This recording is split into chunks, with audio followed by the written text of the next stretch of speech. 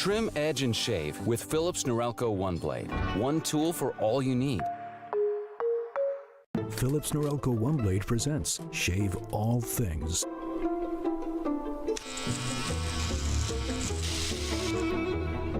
Your style made simple with Philips Norelco One Blade 360.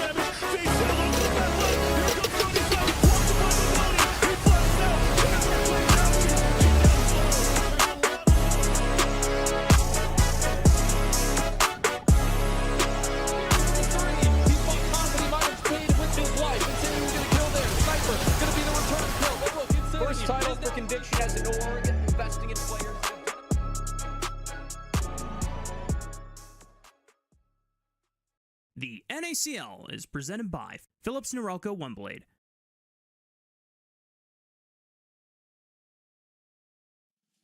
Hola, what's up, y'all? Welcome back to the NACL, the road to LCS, where one team at the end of the day will have a chance to take on Disguised, who we got behind my co-caster right there, is waiting for them in the promotion tournament at the end of the year. And we're going to see how that road continues to be paved out by all of our hungry teams here in the NACL. I'm Rafa, joined here by Hawk, and man, we have had some banger games already this split. I can't wait to see how week 3 comes to an end.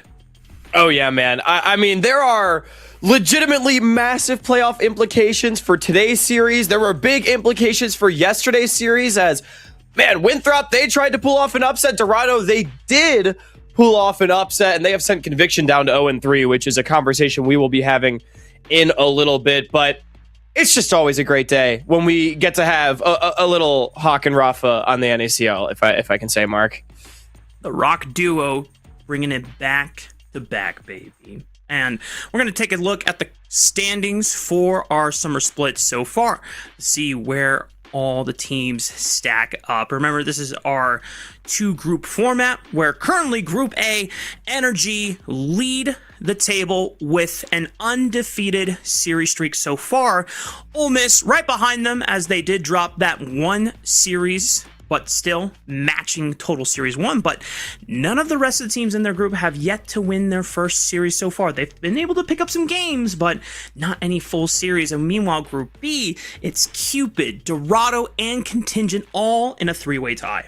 Yeah, it's been a little topsy-turvy, I think, compared to expectations. If you told me at the beginning of the split that Dorado and Contingent would be starting 2-0, I don't think I would have believed you. And yet, here we are. Those teams have played brilliantly. Some of our favorites have maybe dropped the ball to start things off. And just to sweeten the pot, NRG, they can be the first team to clinch a playoff spot with a 3rd win here today, as they will not be able to fall below Contingent or Blue Otter in the standings to go to the LCQ. So big implications for them. But that series is later. We got a banger to start things off, and I believe an interview before we get there. Let's go ahead and talk some shop with the most handsome man in the league, aka Mr. Bach from Cupid Esports, formerly Supernova, coming over here. The man, the lith, the legend, and the brains behind this Cupid project. I just want to go ahead and start talking about the origins of this team. Where did it all start? Who approached you with the project, or did you come up with it and start putting the pieces together? Well, first of all, I got to correct the record right here. If I was the brains of Cupid Esports, I fear we might not. We might be in last place. I have a lot of help, specifically from my assistant coach, Crankshank. Big shout outs to Crankshank, young up and coming rookie, doing a great job. Very proud of them. But where'd this roster come from? Yeah, so basically, Hoarder Shadow GM'd the offseason, was like, hey, I think these players are really good. We kind of been talking and we really want to play, and like all the pieces kind of fell together. But this is a roster where because there was like no time between like when the relegation tournament ended and half like the players, or no, sorry, like all the players that were in the promotion tournament became free agents. There was like maybe like 4 or 5 days of open agency there. So we kind of just threw something together, but lots of vibes, lots of people wanting to play together. So yeah, that's how it happened. Shadow GM Hoarder. Now, this is awesome. Now we have to just call this guy Sasuke, being the Shadow Hokage of the Hidden Cupid Village going forward, if everything goes well for you guys. Because everything came together so quickly, because it was a necessity with how short the break was between splits, do you feel like the team has come together a lot faster than you expected, or is this just going all according to plan so far? I would say it's going all according to plan, but this is because I really royally messed up, in my opinion, in previous splits with how I did like roster culture and team culture. So I think it's a boon to have players like Hoarder and like Sean Music from last split on the roster now, because we have that existing synergy. Chris has been with me for like the past, I want to say 2 years. Every team he's been on in NACL, he's been on one of my teams. So every player on this roster outside of Mobility has been on one of my teams before. So I kind of knew what I was working with. From day one, I was like, Daddy says this is how it's going to go. And it's been going that way. You know what I'm saying? So no, but like the guys are great. So just valid wording and phrasing from you, honestly. But what Bach says, Bach goes. But for the rest of the team, I think one of the curious things about how not only well this team is flowing together for coming together so quickly, but it's also just how I want to say playstyle fluid it is. It feels like you guys are able to play through top lane, through Hoarder. You guys are able to play through ABO in the mid lane. You guys are able to play through Mobility. When all these pieces were brought together, obviously there's some pre-existing synergy between like through lines with Hoarder and ABO, Hoarder and Music. Was it just like a kumbaya conversation at the beginning, or just through every single scrim you felt like the communication was clear enough and open enough to get that chemistry going? Yeah, well, sorry, I had to regain my composure. I was trying to hold it together, hearing Hawk giggle in the background there. I was cracking up, dude. By the way, big shout outs, congrats to Hawk for the DSG gig. I think that's awesome. Big shout out. Yes, sir. But also, to answer your question, this was like a problem I've had in previous splits with the teams where it was kind of like everyone was trying to be that main character carry and no one knew how to give. And I think we've kind of started to put the fine edges on it where, yeah, we know how to make everyone carry, but now the other people know how to do their jobs. It's not just like, oh, hey, I'm just going to do whatever I want no matter what. It's like, okay, this person's in charge. This person's the president. How do we support that, like the president? And how do we make stuff happen without throwing the game? It's not a perfect like solution yet, but I think we had the blueprints going on. Like this isn't like what is it, like an anthology series. Like I carry my memories from previous splits over, so I am learning, believe it or not. Fair enough. And as you've mentioned, you've had the opportunity and pleasure to be able to work with all 4 except for Mobility before in previous teams. What has it like been with Mobility? What was kind of your expectation of working with him? And then what was something that surprised you that you didn't expect after working and getting to know him more as a person? Well, so far, Mobility's been like a really pleasant surprise. I never know what to expect with players that are trying to prove themselves and go LCS. Some of them have like a chip on their shoulder and they refuse to take any feedback and they're very standoffish. David was completely the opposite. He definitely has an opinionated view of the game, which you need to have, and he has like an ego, which you need to have, but he's also like a real person and he cares a lot, and he stays after practice and we talk one-on-one, like we make sure like we build this connection. And I think that's what surprised me pleasantly. Oh, another thing that surprised me was I was told that this guy was going to beef heavy in reviews and just like give me massive amounts of headaches, and he's just been pretty chill most of the time. Like he'll sometimes bring up a point, but I was very pleasantly surprised to find out that he's not 1v9 in review. He's not talking to a giant brick wall. You're actually able to have a two-way conversation. Well, that's awesome to hear, and I'm sure that the mobility fans all from Winthrop Esports are going to be happy to hear that he's doing well on Cupid with you guys. Before I let you go, Bach, always a pleasure. Any other last words that you would like to give here? Of course.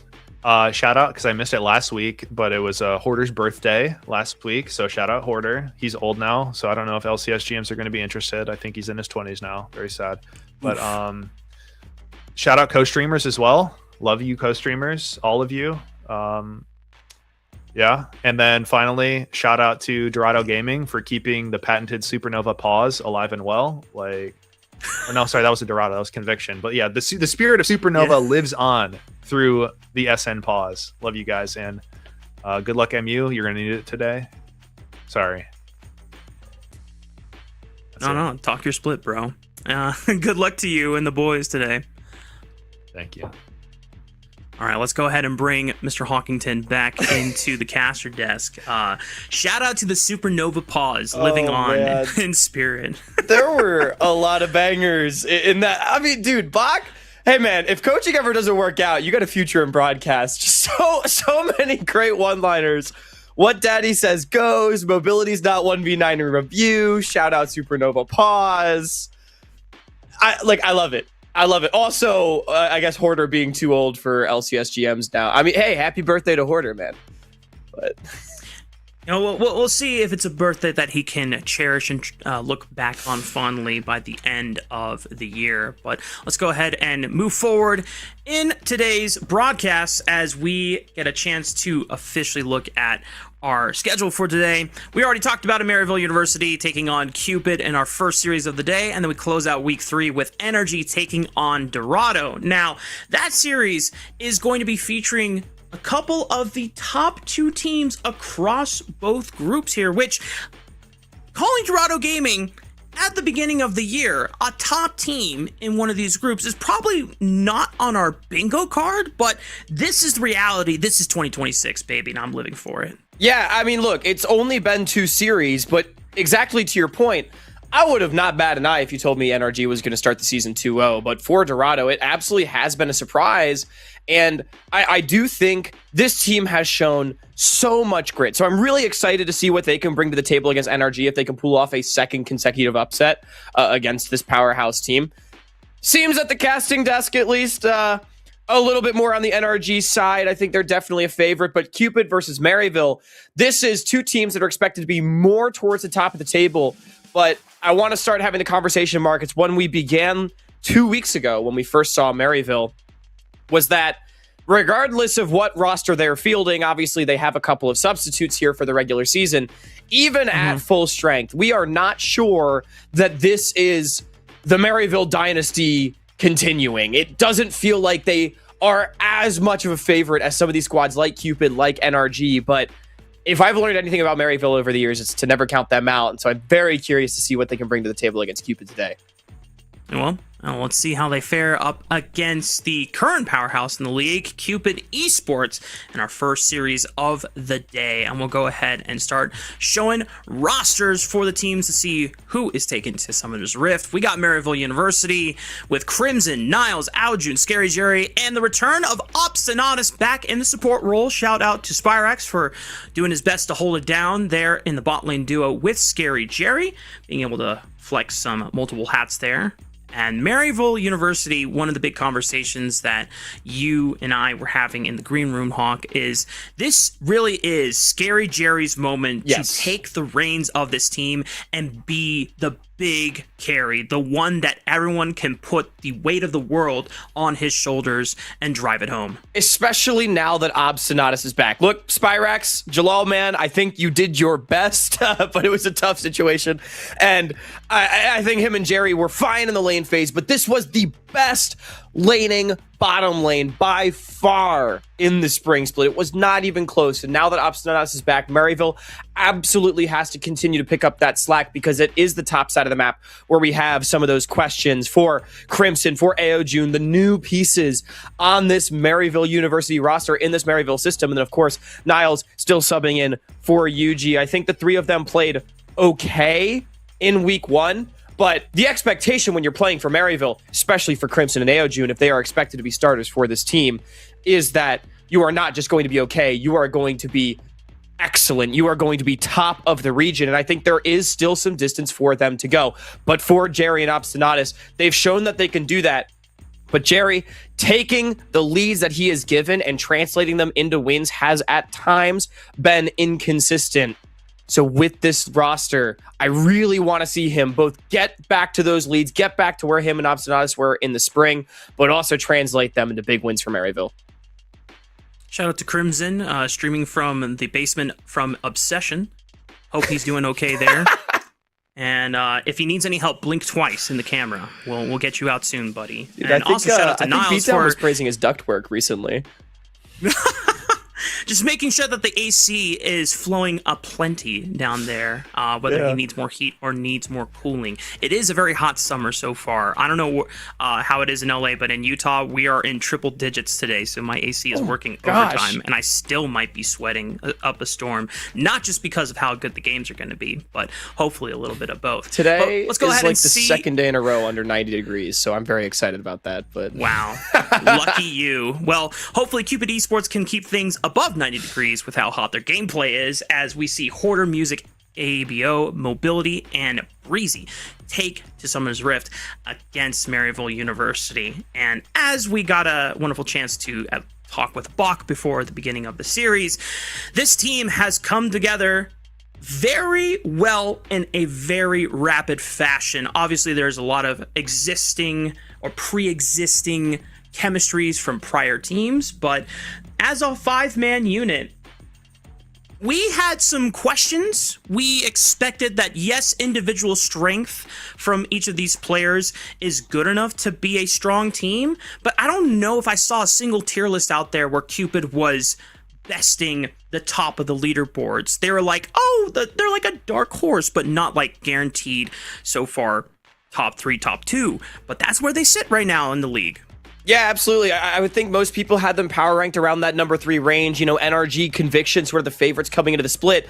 But as we are now nearly fully 3 weeks into the split, I would say Cupid has looked like, alongside NRG, the best team in the league. And lo and behold, that's the two teams we have at the top of our standing. Sure, they dropped the random game to Blue Water last week. It happens. Some mistakes were made, I think, individually across the board in that one. But in their wins, Cupid has just looked like a very complete team. I've been very impressed with how quickly they've been able to pick up the slack. You know, you talked a little bit with Bach about Mobility. He's sort of the new guy, if you will, in this roster, the one that hasn't really played with a lot of these players. And this is the first time we've ever seen Mobility on a contender. It's the first time since 2022 we've seen Mobility not on a team named Winthrop University, at least for an entire split. And that really is exciting to me because Mobility is such a difference maker in that Winthrop team for so long. He was such a difference maker, and now I want to see him continue to do it for Cupid. But the best part is he's not even had to be the biggest carry. I think ABO has been excellent in the mid lane, and I have no idea what Bach is feeding Music because his first 2 weeks have been really spectacular. I would argue he has a case for best jungler in the league so far, maybe alongside Kisno. And it would do a world of good for Music as someone who has been, ever since his Blue Water days, coming up in the scene and making his debut in NACL, someone that has been severely, maybe, I don't want to say slept on. A lot of people knew that he was good, but yeah, he was been underrated. He was kind of a for a role lot player, of times. you know, like vocal team leader, good enough to keep up individually, but never the carry, right? But I feel like he's been spectacular to start this split. I agree with you, Hawk, and we're going to take our focuses, however, towards the bot lane for this upcoming matchup, as collegiate longtime fans know how deep this rivalry runs, even when Mobility was still an Eagle. But he has ascended to higher heights now as a god of love alongside the rest of his 4 teammates.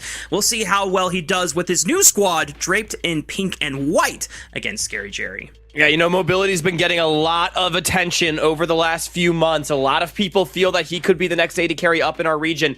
He was 3rd team All-Pro behind Scary Jerry in the spring split voting, but then playoffs rolled around and oh boy, did Mobility maybe make a lot of people look pretty silly. Jerry, it's all about the laning phase for this guy, but We talked about translating those leads. Game 2 against Dorado, Maryville's victory. He really took things over on the Ziggs and did not make the mid-game mistakes that sometimes we have seen.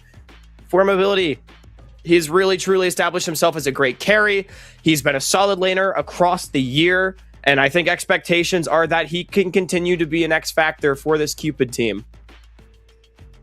When you look at Scary Jerry, this is someone, as we already had pre-existing talks about, someone who needs to consistently find a way to translate those commanding leads from the bot lane and translate it into guaranteed wins for his squad, now more than ever, when you no longer have the leadership and the veterancy of someone like Spyrex in the mid lane. Aljun now the next developmental set piece for Maryville's continuing legacy in the collegiate scene as well as NACL, and they have the track record for doing it, but at the moment Aljun is still trying to find his footing on the team alongside another developmental set piece from Obstinatus that was brought in at the beginning of the year. So Scary Jerry now finds himself alongside Niles. And if it wasn't for Niles, I guess it would be Yuji, but those two having to be the most vocal leaders on the team because they are surrounded by more green members that are going to continue that dominance for Maryville in years to come. Yeah, you know, Jerry's been a part of the Maryville system since 2023. Obviously, he did have a stint in the LCS, but by and large, this has been his home. He is synonymous with Maryville University. Coincidentally, that is the year that also Mobility did join Winthrop. So these guys have been going band for band with each other this is their 4th season now, really matching up against one another at similar levels of play. So I think throughout their careers, Jerry has largely gotten the better of Mobility.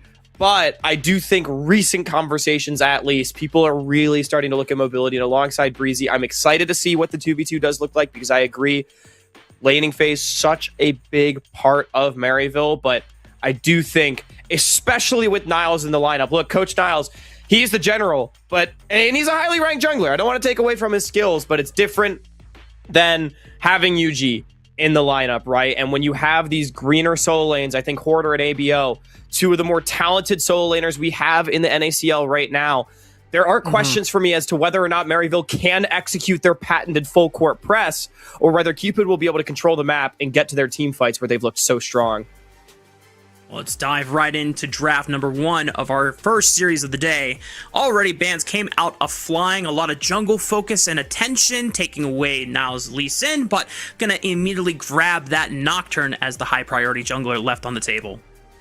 And interestingly, Poppy's been left open, as well as the Camille. Now, we did see on Wednesday what happens when you pick Camille with Poppy open. Spoiler alert, it did not go very well for Manui. And with that Nocturne getting picked up, that's such a big power pick for Maryville as, wow, immediate response on the Aatrox. Now, we have seen, I think, 1 game only of Aatrox so far in the summer split for NACL. Correct me if there's been any more. And it was a jungle game, and it was pretty damn good from Kaido, but so early in the draft, this is not typical.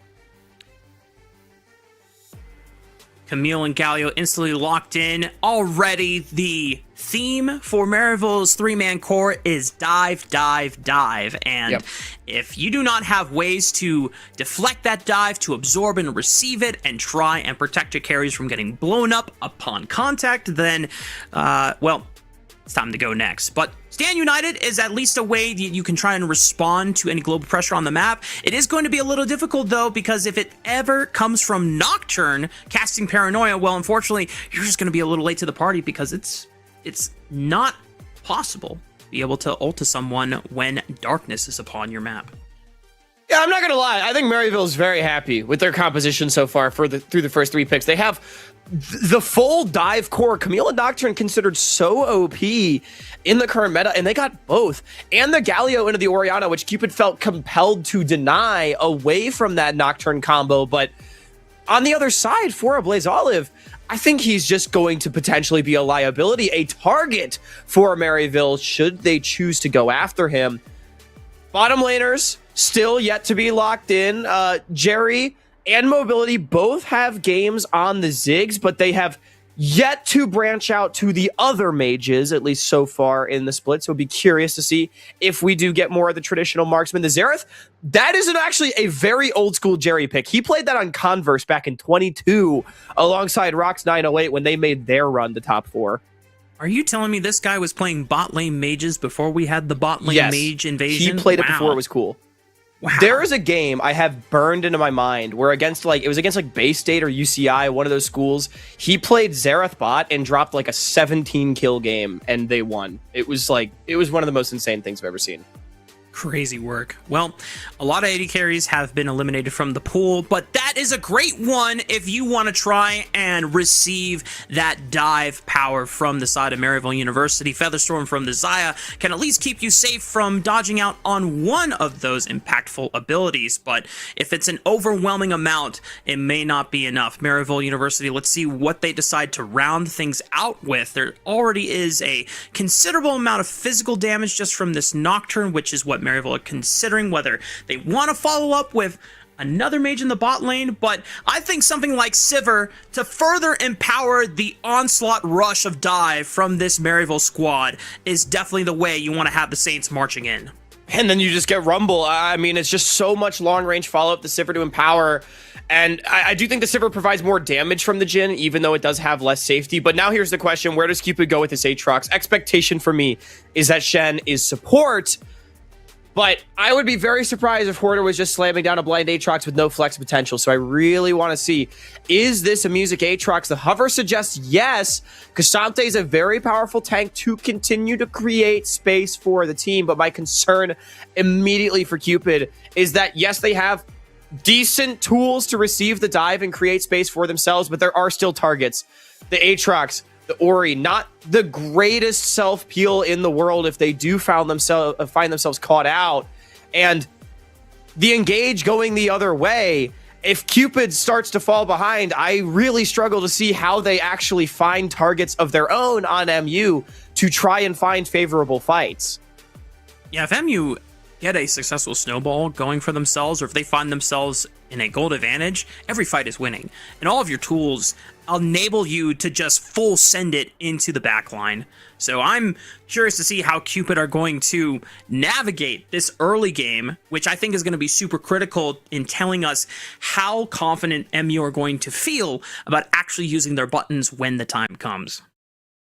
Yeah, and for me, I'm really looking at Cupid, especially for music. We talked about it. I think he's been stellar to start off the split. He goes for an early Aatrox into the Nocturne, and I think he's really got to do a lot on this pick. You are playing Nocturne against 4 melees and a short-range AD carry. If he gets going, he can absolutely 1v9 this game. We already saw it from Kaido last week on this pick. And I think if this front line from Cupid can get big, this game gets really hard for Maryville. But to your point, they've got the ability to try and execute a press. And even if they don't, I think their team fight tools are spectacular.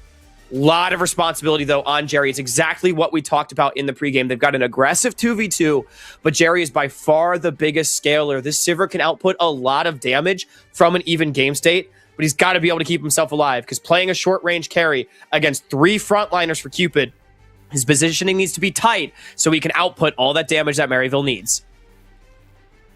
And one thing that's also curious for Maryville University, when you think about the strength of Scary Jerry and Obstinatus being that #1 laning bot lane from the spring split, this is not going to be a strength that they can necessarily accentuate if you want to be able to use this Camille to her full potential, because you want to get Obstinatus out of the laning phase. You want to say, Scary Jerry, good luck, buddy. I'm going to get some milk on the other side of the map. Maybe I come back, maybe I don't, who knows? But you know what? We're going to blow up the other side of the map. We're going to empower Niles and see how far he can go in trying to shut down Music's Aatrox and prevent him from getting some gold, trying to get Crimson's Rumble up and going so that he can push this K'Sante out of lane, and getting Aljun to move further and further. It's just one of those things where Maryville, even though despite the expectations we've put on Jerry's shoulders this game, I feel like he is just going to be a designated wave clear bot until he is able to get some gold for himself and get some items, and that is when he'll join the fights, and he just has to rely on the rest of his team to create that chaos for him. Yeah, honestly, that is a great point, Mark, because I wholeheartedly agree that I do feel that Jerry, he's not the bridge this game. That is on Niles and Aojun, and he's just going to try to be that late game carry. He's going to try to make sure that his team has that team fight insurance.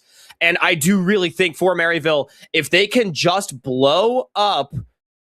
Ooh, I think I got kicked out of VMix. I'm not sure. I think you're in Discord with me, but we're taking to Summoner's Rift now. We'll see if Hawk is still in the call with us, as Maryville already seen dropping a ward as a 3-man squad on the Raptor camp of Music, just making sure that they can get tabs on where he's going to start. Whereas Mobility positioned very aggressively up in that lane brush there, so he'll be able to have first contact with the wave. But so far, no further shenanigans, and both junglers starting on their respective Raptor camps. I should be back in now. Little tech difficulty right there, but as I was saying, I do think, to finish the point, Maryville, if they can blow up this mid jungle, this Aatrox and Orianna from behind, I really do think become targets. If you can't afford that early Seekers for ABO, if that Aatrox can't get tanky enough to survive the engage, things could be devastating. Mismatch clear, I do think favors aggression on both sides, of course. The Nocturne and the Aatrox, both in their own right, not really the strongest before 6. Early exhaust coming out onto Obstinatus, just making sure that he is not dealing too much damage on this Camille. Expended the Ignite as well to get some early lane pressure for Scary Jerry. Now, Hawk, we've seen a lot of roaming supports and we've seen the power of Camille, and one of the things that has really made me want to understand it further is I took a deep dive into the numbers behind it and just trying to understand when is the ideal time you want to start roaming. And a reminder for those that don't quite understand it, like I did as well, you don't want to start roaming until you're at least level 3, because that's when the support role quest bounty comes off, and then you can literally just go do whatever you want. And if you come back when the enemy average team is level 6, that's when you start getting that comeback bonus XP, and you're practically guaranteed to catch up in levels and match. Ooh. Oh, taunt flash from Breezy though onto Scary Jerry, immediately forcing the flash. Breezy cannot get in range, and Obstinatus is gonna just assassinate Mobility on the backline. No chance to flash out of that one. Scary Jerry walks a little too far forward, allows Breezy to get 1-for-1, and he baits Obstinatus right into Music's arms, forcing the Camille to flash backwards. Ends up being support, soloing out 80 carries on both sides of the ball, but the wave better for Maryville, as you can see the extra couple of caster creeps for the side of Cupid. So Jerry's going to be able to get back to lane, pick up a lot of this extra CS. And I also do think Camille, champion that is going to be able to do more with that gold than the Shen, as you can see the power of the Camille. Look, I agree with you, Mark, that you want to get this Camille out of lane, active on the map, but the 2v2 can absolutely be devastating. So much single target damage can come out very quickly from this cam with the steroid that she gets off the E if it does land, and Obstinatus is putting that on full display. And now Obstinatus helping Niles guarantee the second spawn of Raptors. However, I don't think they have enough members here. ABO is the first one to move on over. Aljun just finished his TP in. Can they walk out of this one alive? Taunt connects. 3-man flash taunt from Aljun. Still not enough to bail out his jungler and coach from dying. Obstinatus tries to at least take one with him to the grave, but it's Music that ends his world with a double. And that's a big double pickup. We talked about how strong this Aatrox can be if he keeps going, and Music gets both of the kills. And Cupid not dropping anything. Great rotation from them. ABO just slightly faster to the play.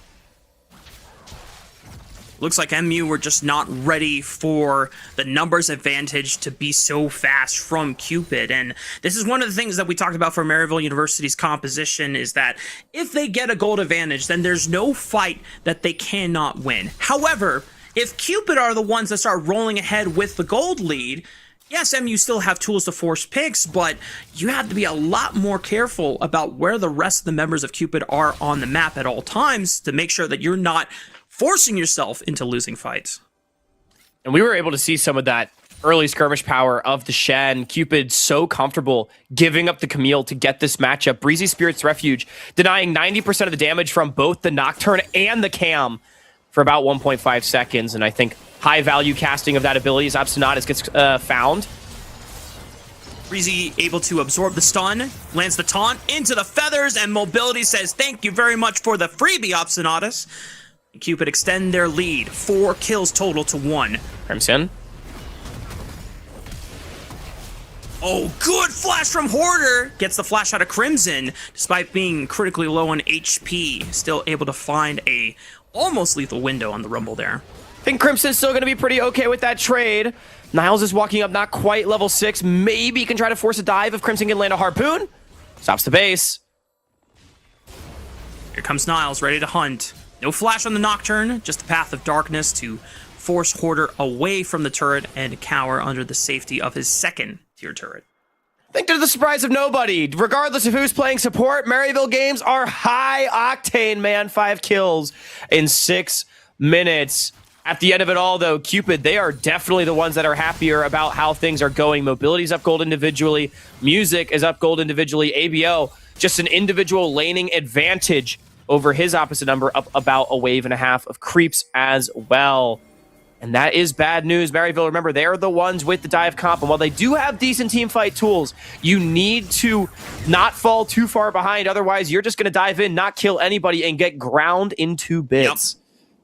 Yeah, whether it's going to be just a simple stats diff from the wallet gap that is being experienced, where you do not have the damage to blow up the targets you want to look for, or you just don't have the tools to overwhelm those members. I mean, you have to consider a lot of the utility that Xayah brings to the table, being able to dodge out on a lot of that incoming damage with her ultimate, and even ABO, if he is able to provide a command protect to the right target, extra amount of resistances off of the ball shield as well will deflect and reduce a lot of that damage coming in. So this is something that Maryville gonna have to be a lot more considerate as they look for their next set pieces. Breezy is up 2 levels. Okay, a level and a half on Obstinatus, as both of them been roaming so much, but Breezy's sort of been winning out in the trades. I think more so than the Camille, the Shen really wanting to hit level 6 to bring that global pressure, really dissuade Maryville from going for these really aggressive skirmishes at any given time, threaten to bring numbers to any play. As I also got to say, man, looking at the player cams, I love how Niles is still in coach mode even when he's playing. You know, he's not saying, oh, I'm going to throw on the hoodie, I'm going to get comfy for when I'm playing for the boys. No, I am still suit and tie, and I'm looking dapper like any coach should. Potential trade from Breezy does drop Obstinatus to 50%. Scary Jerry forced a flash of Featherstorm. Mobility had lethal right there on his screen, and now the Sivir down to Summoner Spell, only can rely on the Ghost the next time trouble comes his way, and the pressure from that bot lane all in allows Music the window to force this dragon. Really nice spacing right there from Mobility. It forces Jerry off the wave and gets the flash. It's a very big win for this 2v2 of Cupid, as the early 2v2 was decent for MU, but after the second one went down and Mobility picks up that kill, making use of that call fields that he has, definitely stronger than the Scout Sling of the Sivir. Now Jerry has the BF sword as he's going to come back to lane, but Mobility nursing a pretty decent advantage for himself just off of individual laning. Consolation prize, Maryville are able to pick up the 3 grubs on the top side of the map since Music did invest his time in the bot half, helping pressure for the dragon. Scare Jerry. Oh, nice cheese. Oh no, he thought Mobility and Breezy took a one-way trip back to the Fountain for shopping. Unfortunately, it's Scary Jerry that's going to be sent back to the Fountain himself. And now Crimson might be in trouble. Niles comes in just a little too late. Should be able to at least find a 1-for-1 trade since there's no flash on this Cassante. But a Stand United's coming in. No way. Oh, the Darkened Blade connects for the knockup. And Niles, coach, gets sat down by his next protege in Music, who's able to say, "What's up, coach? I still got hands. You remember me? I'm still on the team too, baby." Yeah, that... I think I would crash out if I was Niles. That's brutal, man. The shield, the Omnivamp from the Cassante, then you get the Stand United, and then an Aatrox comes in over the top, and just like that, the only individual lead that MU had is gone. 3,500 gold at 10 minutes. I mean, that's a massive lead, Mark. Yeah, this is looking pretty dire for Maryville University. The nice thing for their composition is they always have tools to find and force fights. The problem is that what you talked about earlier, are they going to have the damage? Are they going to have the stats to actually have enough burst to find the targets that they want and blow them up before Cupid are able to respond appropriately? And now Scary Jerry potentially getting collapsed upon here, but Obstinatus should be able to back him up in time before a dive comes through. I think Cupid right now just straight up outclassing in these skirmishes on an individual level. Some really creative plays. I think Breezy having a nice game, 1-0-5, highest KP on the team by far from the support position. And Mobility using that advantage. He's got a completed Essence Reaver, man. He's up 1.3k individually. That's what Jerry was doing to people. I always would say last split, oh, he's up at a BF sword on average through the lane at 15. Mobility, shoe on the other foot right now. Oh my goodness. This is toxic. Breezy, very gremlin behavior, able to cancel the recall there. Music, though, very happy to back up his support there as he baits in Obstinatus and Scary Jerry into the Aatrox himself. Mobility gifted the kill to further extend his lead in the bottom lane, and this one is going super south for the side of Maryville University. It's individual laning from Mobility that gets the flash off of Jerry, and Cupid has now punished it twice in the last couple of minutes. Jerry now 0-3. Mobility is huge on the Xayah, working on that tower, only one plate remaining as well. I mean, 5k gold lead at 11.5. This game is looking completely cooked for MU. Yes, they have the tools to find targets if Cupid royally screws up, but it feels like on a moment's notice with the lead that they have, they could just turn any fight.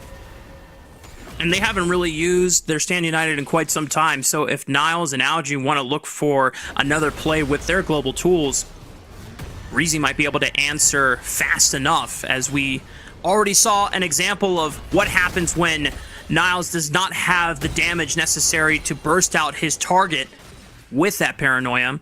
And now Hoarder's the one that has the push, is confident to go up and get some plates here. Crimson cannot push him out of lane as fast as he would like to. He's going to throw down the equalizer, but Hoarder, using the unbreakable path, tries to at least walk his way out. But he's got Music in his back pocket, ready to just put Crimson back in his place. He walks out of the Infernal Chains. Whoa, Music might have overstayed his welcome there. Oh, but Stand United still ready from Breezy. Another rage bait from the side of Cupid. Beautifully executed, and another Saint falls. Yeah, this is kind of just a rage bait top lane. I saw what Crimson saw. I support that flash forward, man. You got to do what you got to do when you're this far behind, but man, that's rough, buddy.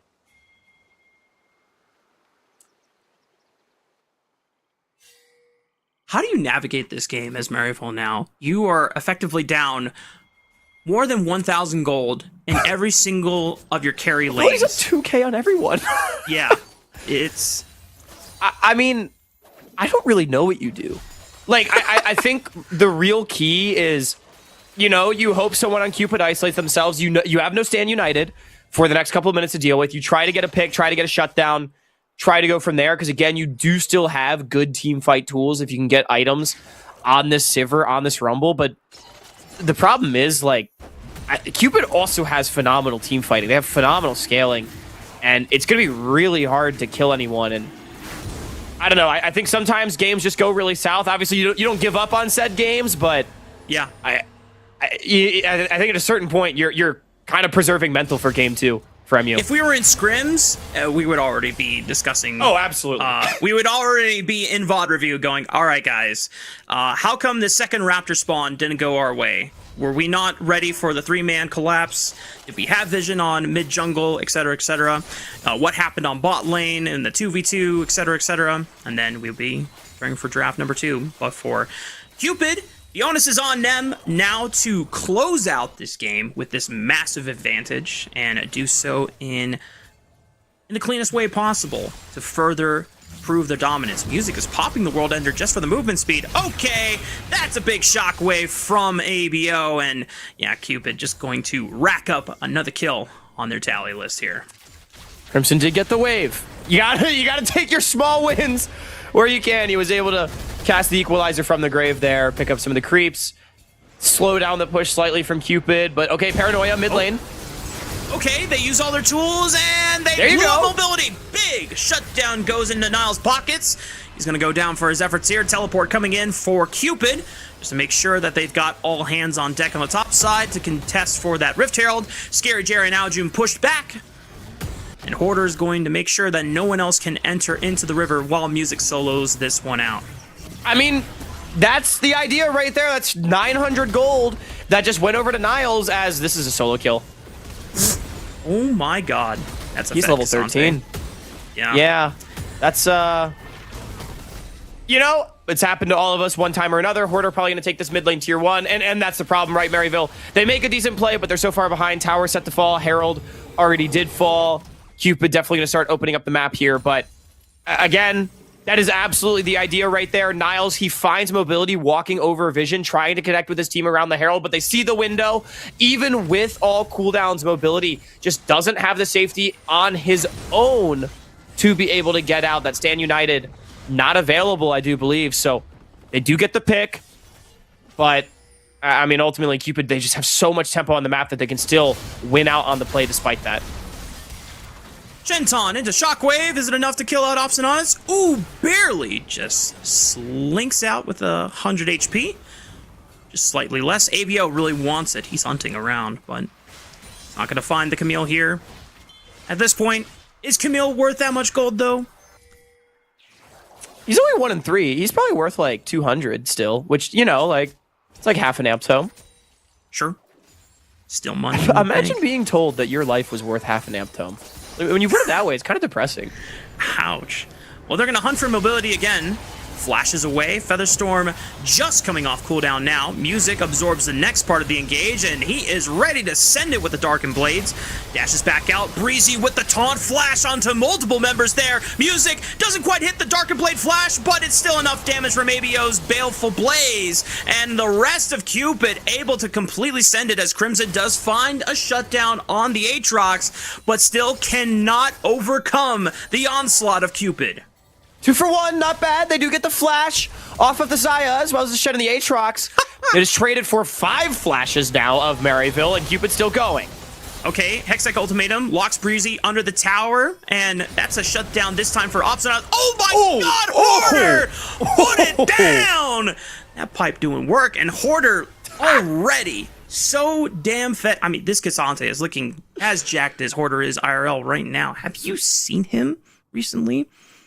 Dude's been working. You know, out. I can't say I have. I mean, I know he's been getting to it. You'll have to run that call by me again, maybe as well as we get a replay of the dive. Yeah, Hoarder is just he's fed. I'm not gonna lie. I think I thought that Breezy was inting at first, but you know, it worked out in the end. 6-0, level 14 in the top lane. If Scary Jerry ever finds himself in the jungle and Hoarder just walks on up, just close your eyes, bro, and just pray it. You can get to the fountain fast. And Cupid will continue to extend the lead further. 20 seconds away from the next dragon spawning. Gonna try and sweep out some vision here, still doing the best they can to make the execution of this Game 1 victory as clean as possible. But Maryville University are not going to back down from a challenge, even when they are staring at a 9,000 gold deficit.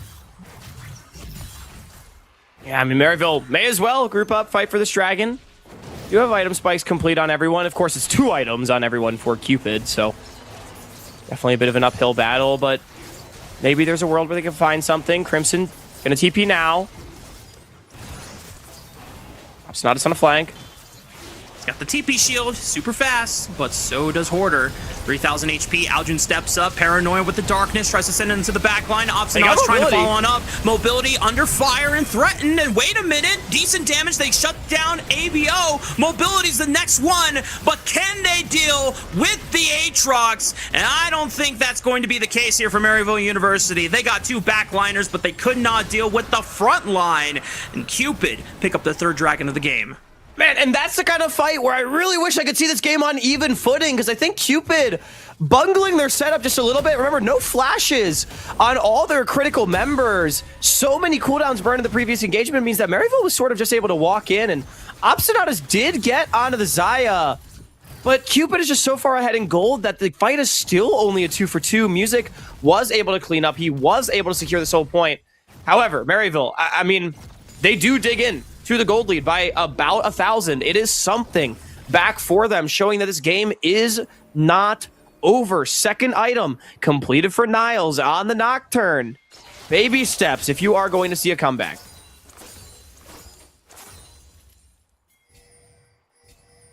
It's a large gold advantage, but we have seen crazier things in the NACL in past years, Hawk, so who's to say that Maryville University cannot make a miracle here? But Cupid have finally gotten the chance to deploy the Rift Herald, so this tier 2 turret in the mid lane is not long for the world. Get in there, Shelly. Should we kill it? Oh, okay, never mind. I didn't think the Herald Crash would kill it from that HP, but I guess the Crystalline Overgrowth was pretty stacked. We're going Breezy. Swinging up through top park. Does he have his license? Ooh, Drifted? oh, okay. Oh. He realized that the curve was not going to be quite right on target, and if he curved it incorrectly, then it could be a kill for him. Oh, Aljun in the middle of Narnia. Let's see if they can find him. Hang on! They found one on the ABO right in the middle, and Cupid loses out on another backliner. The rest of Maryville University going to give ground. It's mid laner for mid laner so far on Summoner's Rift for the next 40 seconds. Cupid, are they going to try and start the Baron to pull in the Saints? Honestly, that was like an 800 IQ collapse onto the teleport from Aojun to teleport like that. He completely dies, but Cupid was so fixated on picking him that they left ABO behind. 44, Cupid's taking a lot of damage here. Yeah, he's already 50% HP. They bail on the Baron. Scary Jerry's trying to keep it leashed up, but it resets to full. The rest of Maryville University are not going to press their advantage further now. Just going to be happy with the fact that Cupid are forced to reset, and they'll be able to catch some waves here on the map. Chess, not checkers from Aojun. TP so deep that the other team forgets they have a mid laner too. No, I just ultimately it is just a 1-for-1. I do still think those sorts of plays going to favor the Saints. 3 item spikes yet to be hit for everyone on Cupid. That's going to be the biggest problem for MU, is the fact that those ones should, at least for the most part, be coming through by the time this 4th dragon, the Soul Dragon, does spawn in 2 minutes, whereas Maryville only just now hitting second items across the board. Very unlikely that they do hit that point. However, if they manage to get some gold on a Jerry, he's got that pickaxe in inventory. If they can get the Sivir to an Infinity Edge, if they can. They found ABO again. Shockwave goes wide. Aljun with the Hero's Entrance knock up. It's another one to the Saints. Hold up. Wait a minute. Yeah, there you go. I mean, again, if you can find these little plays to get some gold and get to that 3rd item spike, even on a couple of members ahead of this dragon, this game is far from over. As mobility, he has already hit that point.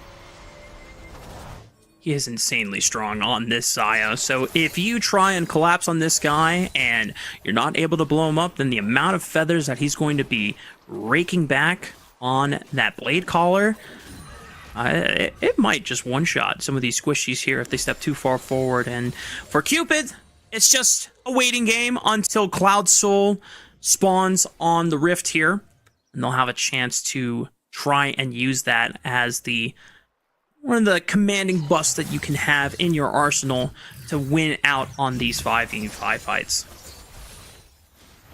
ABO after that death, though, critically does complete the Seekers. That's the sort of luxury item we were talking about. Also, Death's Dance for music, so a couple of these targets having some of those defensive items that really can't keep them alive. However, they did get the flash off of ABO as Obstinatus is going. Wow, they're sending it for ABO again. Maybe they just want to send and hope that the Seekers can be burned, but they didn't have all their tools ready to follow up on that play. And ABO, patient as ever, holds the Seekers, doesn't expend it, and Maryville University pay the price with both Niles and Obstinatus getting dropped. Yeah, I mean, Obstinatus just goes. No paranoia, no grand entrance.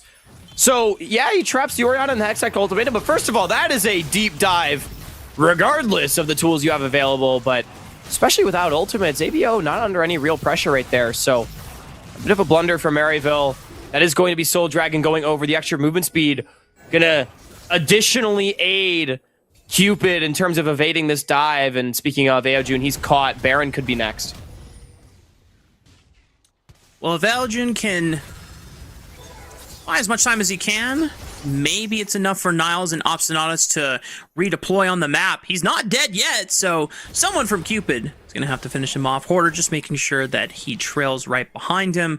But now, as you called it, MU down a member for a potential Baron scrap. Cupid already doing their due diligence and setting up vision and completely blanketing out the vision control for Maryville Saints.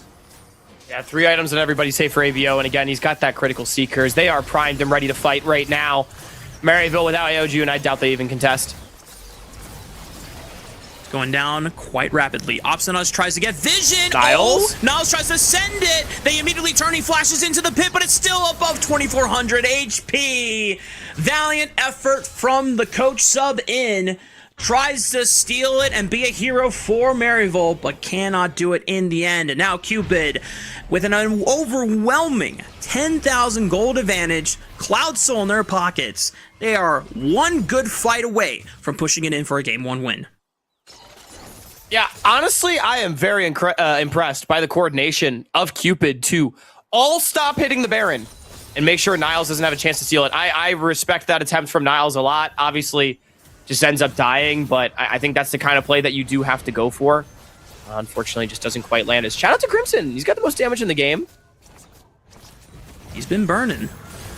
Unfortunately, just not burning hot enough to turn the tides of battle here. Cupid now making a 4-man push on the top side. Shockwave catches Aljun, forces him to flash. Hoarder still maintaining the minion wave push in the mid lane while Cupid does all the work through the top lane, pummeling away at this inhibitor tower. Couple of cannons as well that are just going to continuously whittle this one down. Jerry going to try to step up to clear these ones out. I'm actually surprised. Cupid is giving a bit of space for Maryville to try and clear some of these waves. TP back from it.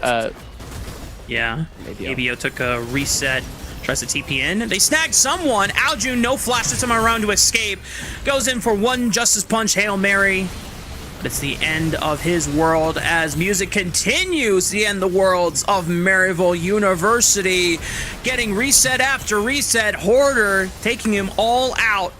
And Scary Jerry and Niles, all they can do is watch as their base slowly crumbles to ashes. And Cupid, with a dominant look in Game 1, will look to lead the series against the Maryville Saints unless Niles and Scary Jerry have something to say about it, trying to turn on music. They can't kill him! This guy is immortal! And Cupid lead the series 1-0.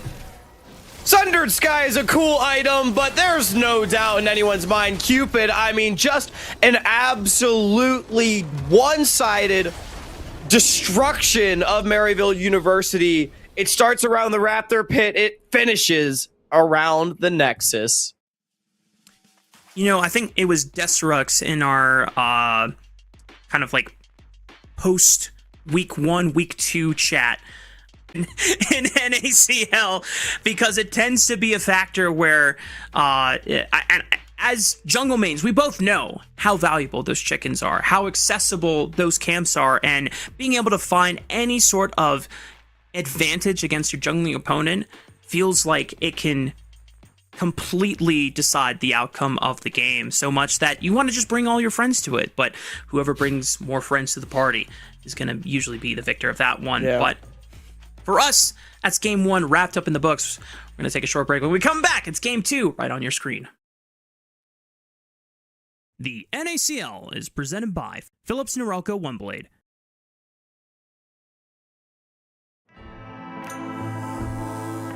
Trim, edge, shave. Trim, edge, and shave with Philips Norelco OneBlade. One tool for all you need. Philips Norelco OneBlade presents Shave All Things.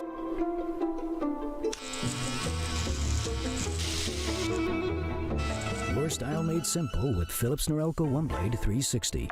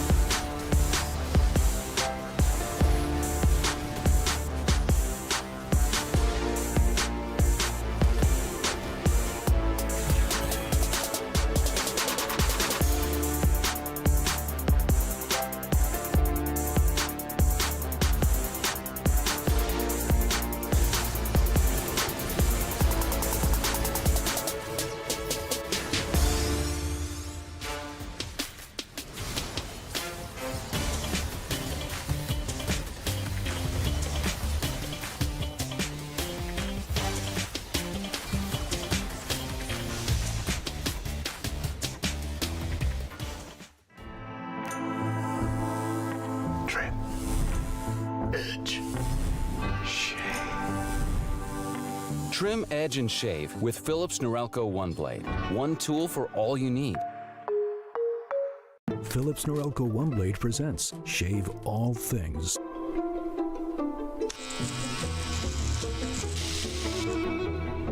Your style made simple with Philips Norelco One Blade 360. The NACL is presented by Philips Norelco One Blade.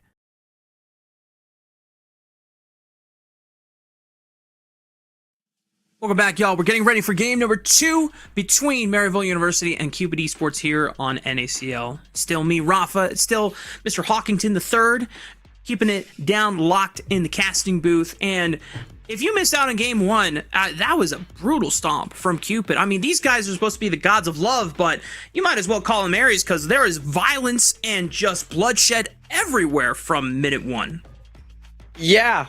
There's not really much else to say. Second Raptor spawn, the Colonel was calling yet again, and unfortunately, Cupid, they did not want to give up their drumsticks, and boy, were they packing a whole lot of heat as they picked up a bunch of kills and never looked back. There's a 2v2 down in bottom that went their way. There was a very upsetting double kill for a Casante that happened, and the game kind of just exploded from there. And I think for Maryville, it is both a resurgence of some of the struggles that it seems that they've had, where they have already taken some brutal losses so far this split, where just the individual level of the team does not quite feel like it's at the same point that it has been in previous Maryville University splits with this dude roster that they have. But also, it's the kind of game where it's like, well, everything went wrong, just reset, try to go game 2. Yeah. And draft-wise, I'm curious where you think the identity and the playstyle is going to vary for the second iteration from Maryville University, because we saw right from the get-go their 3-man core in that draft opener, Nocturne, Camille, Galio, and we knew right away, all right, these guys are going to dive. And for Cupid, on the one hand, it's like, wow, that's a lot of tools to try and receive and brace yourselves for. But not only they outplayed them in the early stages of the game so that they never had the gold lead to accentuate on those tools, but they had a lot of good utility to be able to absorb some of those early plays. So now, does Maryville shy away from trying to all in on one identity and give themselves a little bit more flexibility? Or do they just say, you know what, Jungle Gap, Coach Gap, whatever, we blame it on the Raptor fight and just say, let's do it all over again? It's crazy that Jungle Gap and Coach Gap are the same thing in this game, but no, I expect Maryville, they're a team that likes to press. I think they're going to try to do it again and just hope that the fights go better, hope that the execution is better, maybe hope that the decision-making is a bit more sharp. As right now, I'm looking at a B1 Lee Sin potentially for Cupid, as we did have Poppy banned this time around and not banned for the Lee Sin for Cupid away from Niles, but I expect that the denial would still come through. Could also be a Lee Sin first pick snag for music if it is left open, but it is. Yeah, I mean, that's the expectation. There it goes. Well, no Lee Sin 4 and Mr. Niles here on the side of Maryville Saints, and because the Poppy and the Vi are banned, those are two of the most common picks into it so that you can have ways of stopping this Lee Sin from running out of control. But for Maryville University, they could try and lean back on a very, very common strat that worked for them in the spring. Give Scary Jerry a lane bully. Give him a lane that he and Obstinaz can run over the opposition with and get that full court press advantage, a staple for the Maryville Saints. Yeah, and the question always becomes too, what do you pair alongside of it, right? Do you go for the Milio? Do you go for the Nami? Do you go for something else? Expectation for me is that they are going to answer with a jungler here, unless there's a mid or a top laner that they really feel that they want. Something like the Wukong makes a lot of sense, but no, they're just going to go towards the Annie. Aojun, I mentioned this last week too. So far on this Maryville University squad, he has been given very, very few draft resources. He's been blind picking every game, and it's been almost exclusively utility. I mean, Ari, Twisted Fate, this is now the second game of Annie. We saw the Galio in game 1, so it's pretty interesting to me that they do prioritize that so much, but it does allow a Blaze Olive to just get a nice mage matchup with a range advantage. I mean, we say that, but this Syndra could go bot lane. This Jace could go bot That lane. is true. We're in a whole new world. We have no idea for certainty where these champions are going to land up. And now that the Yorick has been picked by Crimson, that is a really good matchup into the Jace. So now Cupid can take this opportunity and say, so Mobility, how good is your Jace? Dude, Yo, how good is your Jace? based would it be if Hoarder just slammed Irelia? Like, how based would that be? I'm going to hold my breath. Do you think I he will plays wait it? for it. I don't think he has any games on it in his career, but Irelia has not exactly been meta in Hoarder's career either. Can't say that it has been. I do like that Cupid are scouting out some of Niall's next jungle picks. As you already called out, the Wukong would have been the next one up on the tier list, and one that pairs really nicely with the Annie, as this champion is made to facilitate a carry jungler. Normally, we've seen Annie Nefiri in a lot of the other regions around the world. Annie Wukong is the next one. So if it's not either of these two, then I don't know. If you really want to carry jungler in Niall's hands, you could look at Kiana potentially. I'm Graves if you're really digging deep. I mean, Kiana's a spicy pick, especially if you're wanting to go carry. I mean, I could just see it being like a Pantheon here for Niles. Is okay, they're going to ban the Milio, which does make a lot of sense as Maryville did not go for the pairing. So Cupid at least going to try to get some preference down there in the bottom lane. Whoa, Insta-Slam Leona. Why do I feel like Niles has a pick that is really weird and interesting that he wants to go for on 5? What if it's a top laner that he played a lot and that can now be played in jungle? Now I'm trying to think like what that could be. Pantheon, genuinely. Well, yeah, but if we do all this like draft delaying just to get Pantheon jungle, I CBA, man. I just Dude, you're not ready for the early season Malphite to come back out from Niles right here. Darius see, that's what I'm thinking. Darius jungle low key playing could hit if everything is short range. However, with the Ezreal lock-in, I think Cupid sniffed something in the water that was relying on a lot of melees and a lot of short range damage dealers. However, Ezreal, one of the most slipperiest 80 carries that you can ever pilot for yourselves. Really? And Jarvan feels so underwhelming to pick into that. Yes, you can look for the Jace or the Syndra if they don't have flashes, but Ezreal or Lee Sin, I'm molding. Yeah. I'm molding.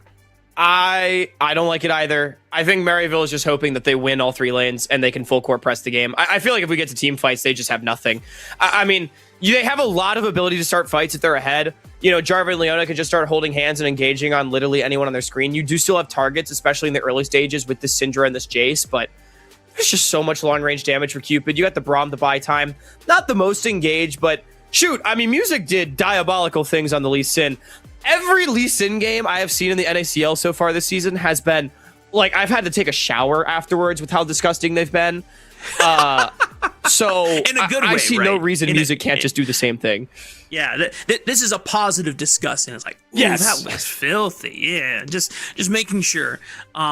Because I'm definitely there with you. Even for Winthrop University, where their split didn't start out so hot, and then Wilson just pulls out the old reliable Lee Sin and reminds us, yes, this guy does speak a little bit of Mandarin in his back pocket here. So Maryville University, we'll see how well they can overcome potentially another show-stopping Lee Sin performance from Cupid if they want a chance to tie this series up as we head to Summoner's Rift for Game 2 between Cupid and Maryville University.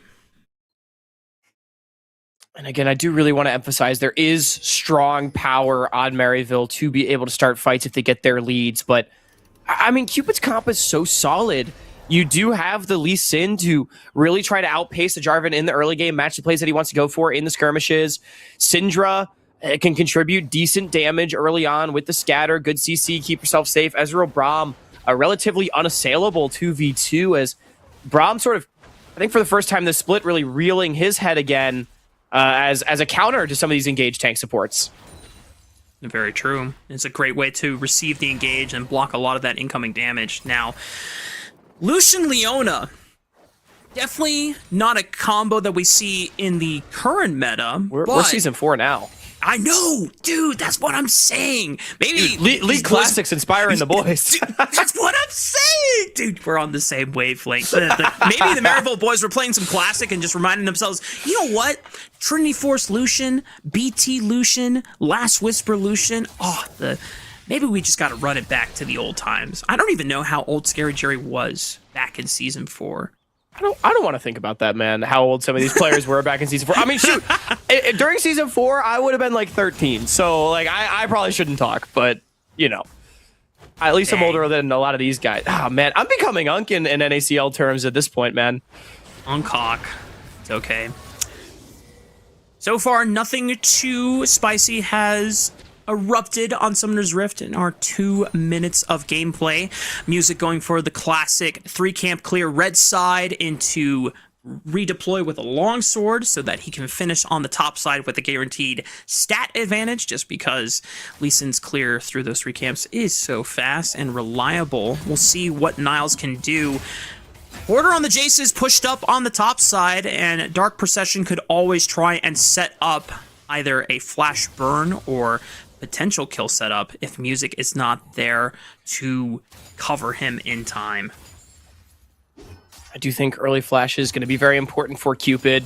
Again, the Syndra, the Jace, I do think they can be targets if Niles is able to find good setup, but you've got to burn that summoner first, because I think Maryville doesn't have Oh no, Scary Jerry took 1 turret shot too many, forced to flash away. Mobility, however, blinking low on HP. Opsonos tries to stand his ground and provide the space Scary Jerry needs to be able to push out this wave.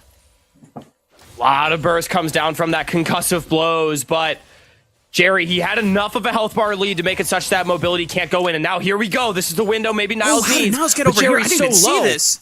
They barely have a wave. No flash, no cleanse. This is the one time when you could look for an angle to attack the Ezreal, but the wave dies too quickly, and Niles has to just take his leave. Yeah, I understand the desire there for Niles, but I think they're wise to call it off. The wave just not big enough, and now Music has that inside track towards the crab, so a bit of wasted time for the Jarvan, and that's a double crab to this Lee Sin.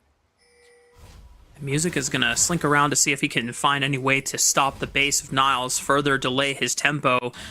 He's going to catch Opsonatus trying to absorb the wave here. They're going to make it at least hurt a little bit.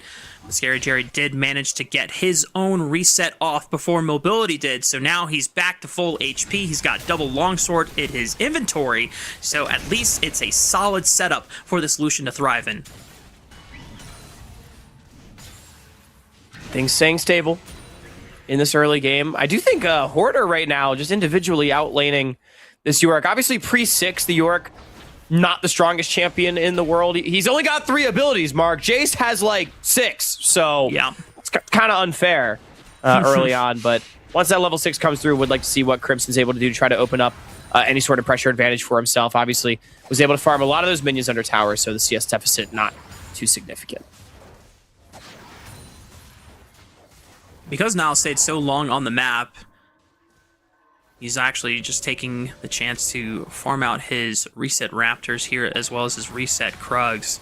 Music is going to still be able to farm out his own second rotation of camps here, but because of the double crabs that Music was able to get, he's going to get a significant stat advantage on both he and Niles' next redeploy.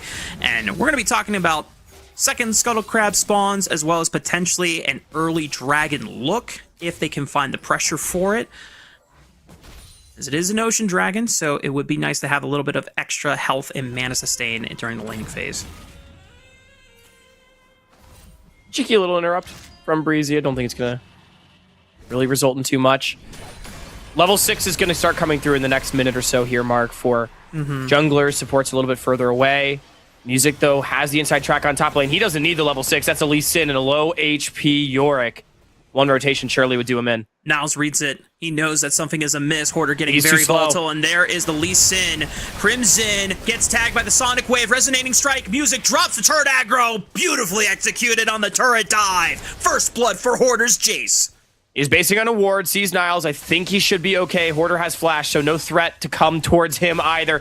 Just beautifully done. Niles does read the dive, as you highlighted, Mark, but he's just not quick enough. This Lee Sin has been up tempo ever since Niles threatened for that bot lane dive, and there it is, paying dividends. Easy kill pickup and a big-time first blood. Because again, if Maryville doesn't get ahead in all their lanes, this game could quickly become difficult.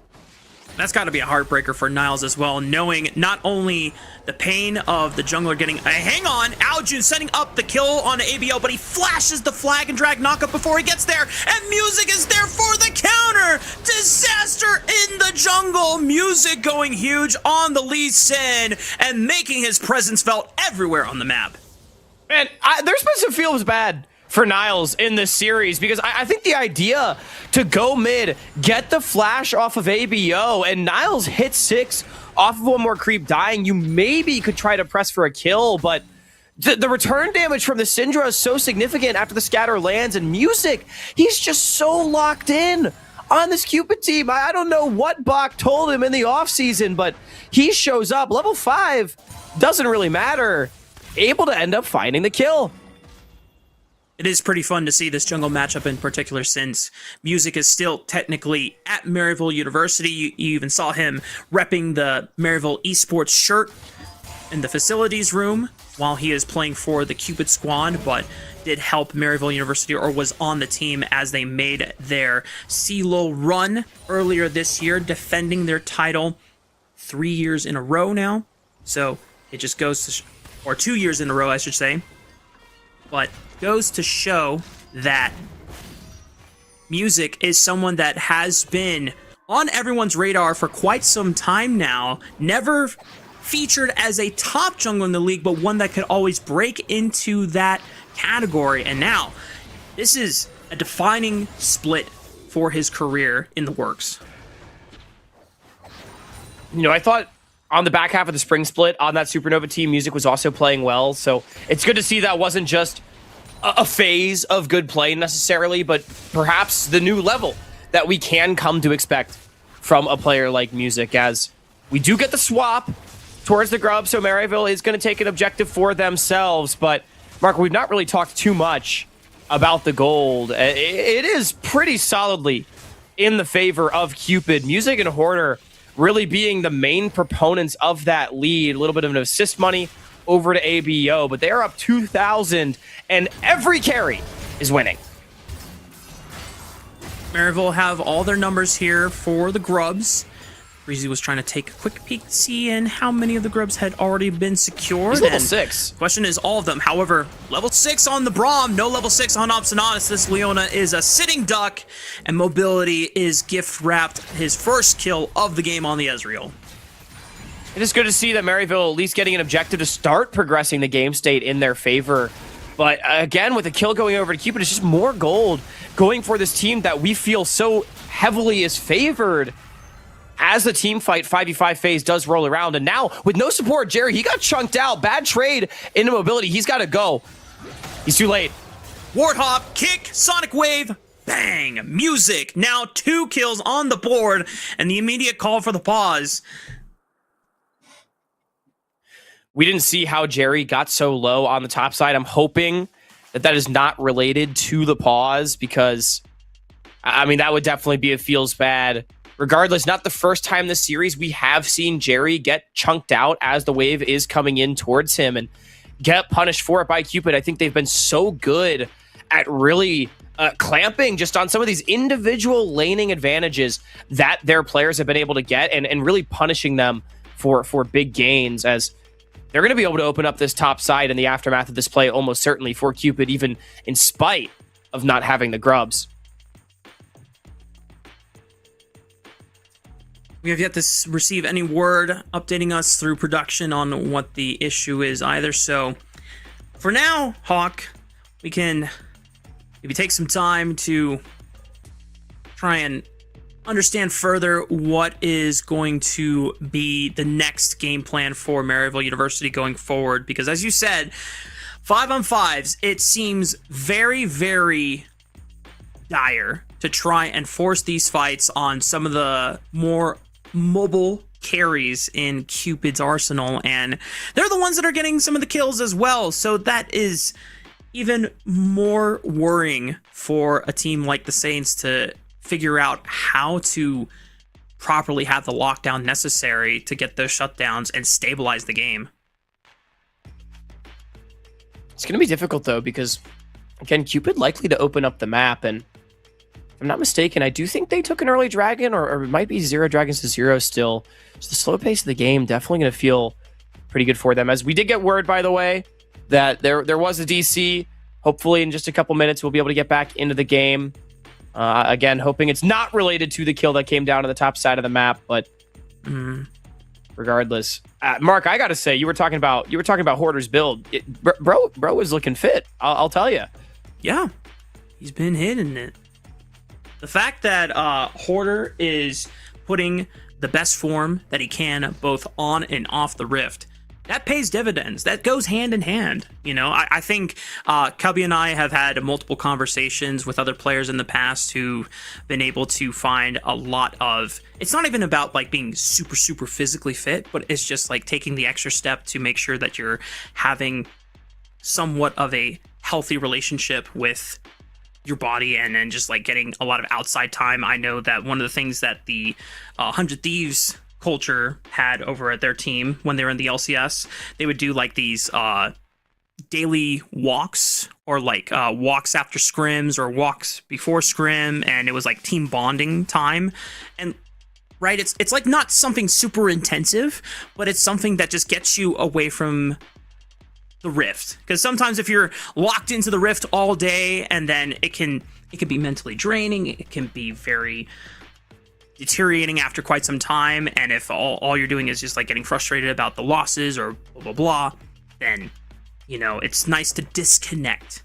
And that's, even though that we're gamers and we love esports, I think if there's anything that I've learned in the most recent years of my esports career, and I think you can take away from some of this as well, Hawk, and you would agree with me, that like finding time to disconnect and just experience the world and enjoy the world, it's so therapeutic.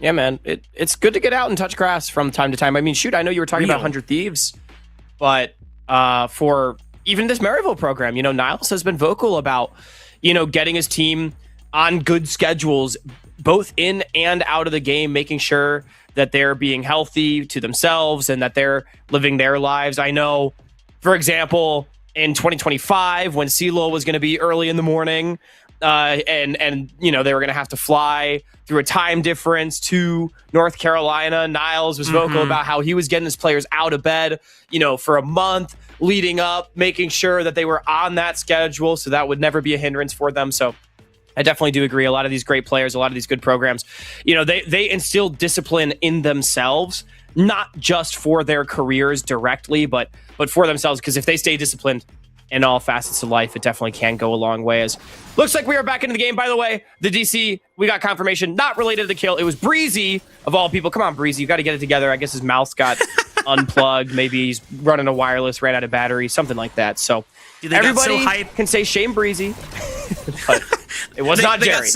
They got so hype off of the find on the Obstinatus and the topside river. It's like, yeah, get him. And then just quick little tug on the mouse, like, oh, yeah. Rips the cord out. Happens. That's why I go wireless. You know, do you have Mark, any wireless? I don't think I've told. I have a wireless mouse too, but it does need to charge sometimes. But I've never told anyone the story. The first time I ever got a pentakill in League of Legends, I got so excited. I was like 16 or whatever. I got so excited. I like jumped back in my chair so far, it fell over backwards. So maybe that's what happened to Breezy. You know, support combat can get pretty intense, as Breezy right now stepping up to make sure that mobility can push out this wave successfully. Cupid might be trying to set up for the first dragon take of the game. They already saw Aljun use Tibbers, so no ultimate available for him, and ABL still maintaining a health advantage that he can at least collapse if necessary. So Cupid doing due diligence on maintaining objective control on the map as best as possible, while this bot lane continues to flourish against Scary Jerry and Obstinatus. It seems when I erroneously stated that Cupid had taken the first dragon of the game, I was simply predicting the future, as they do finally take that one. And You know, Mark, this game has not been as explosive as game one, but the advantage for Cupid is pretty similarly tracked here. They're up 3.7K, nearly 4K at 11 and a half minutes. That's about the pace we were going last game, maybe a little bit slower, but still, this is dire straits here for the Saints. As look at the trading in bot. Wow. The pressure on the Scary Jerry forces Obstinatus' hand just to throw out the Solar Flare. Aljun was looking for a quick roam, however, panned back to the bot side river as ABO finds Annie all by herself, even with Tibbers trying to protect and save her. Mobility flies on in with the Arcane Shift, and a Blaze Olive gets the last kill credit there. MU now down 0-5 here at 12 minutes. Man, and that's the river control for Cupid on full display. Aojun wants to try to get down to bot side to bail out his bottom lane, which is getting hammered by Mobility and Breezy, but so quickly they rotate as 3 and they turn the Annie herself into the target. The only member on either side with no flash. That is just such a beautiful punish. And that opens up the gold lead even more. It's ballooned to 5.3K. It's just 1 kill, but it's also the waves, the plates. It's everything for Cupid. Trickle down economics here for Cupid as the gold lead continues to balloon further. Next dragon is not coming up for another 3 minutes. Rift Herald in 2. So Cupid have some time to continue farming up a storm here while they can and get first item power spikes on all their carries, as Trinity Force, Thunder Sky, Yumu's already in inventory, just now waiting on what I imagine is going to be a Dark Fire Torch or Black Fire Torch for a Blaze Olive Syndra. So now, Maryville University, you have to question again, what is your next move? How do you get back into this game before the 5-on-5s continue to be a consistency where they are not favored? I mean, overloading like this is definitely a good start. Just try to find opportunities where you can create pressure. Because again, Maryville, they have a lot of ability to start fights. And so they're bringing a lot of numbers up to this top side. But Cupid, they have sniffed it out. TP behind. Breezy's got music in his back pocket, finds Niles. They try to lock him down, but Niles wants to get the hell out of there, try to jump on Hoarder, who has teleported in with the massive TP shield. And Music continuing to create pressure here. Dragon's Rage already expended, flies on into Crimson's health bar, flashes out before Niles could connect with the flag and drag knockup. Scary Jerry under fire. Hoarder going crazy on the Jace, picks up the double, and all the members from Music and Cupid are just sitting on in. Quadra for Hoarder. A Blaze Olive, can he set up the pieces so that Hoarder can pick up his Penta? Comes in, brings down the hammer. Hoarder pentakill. Doesn't even matter that he gets shut down, Hoarder. You take those every day of the week.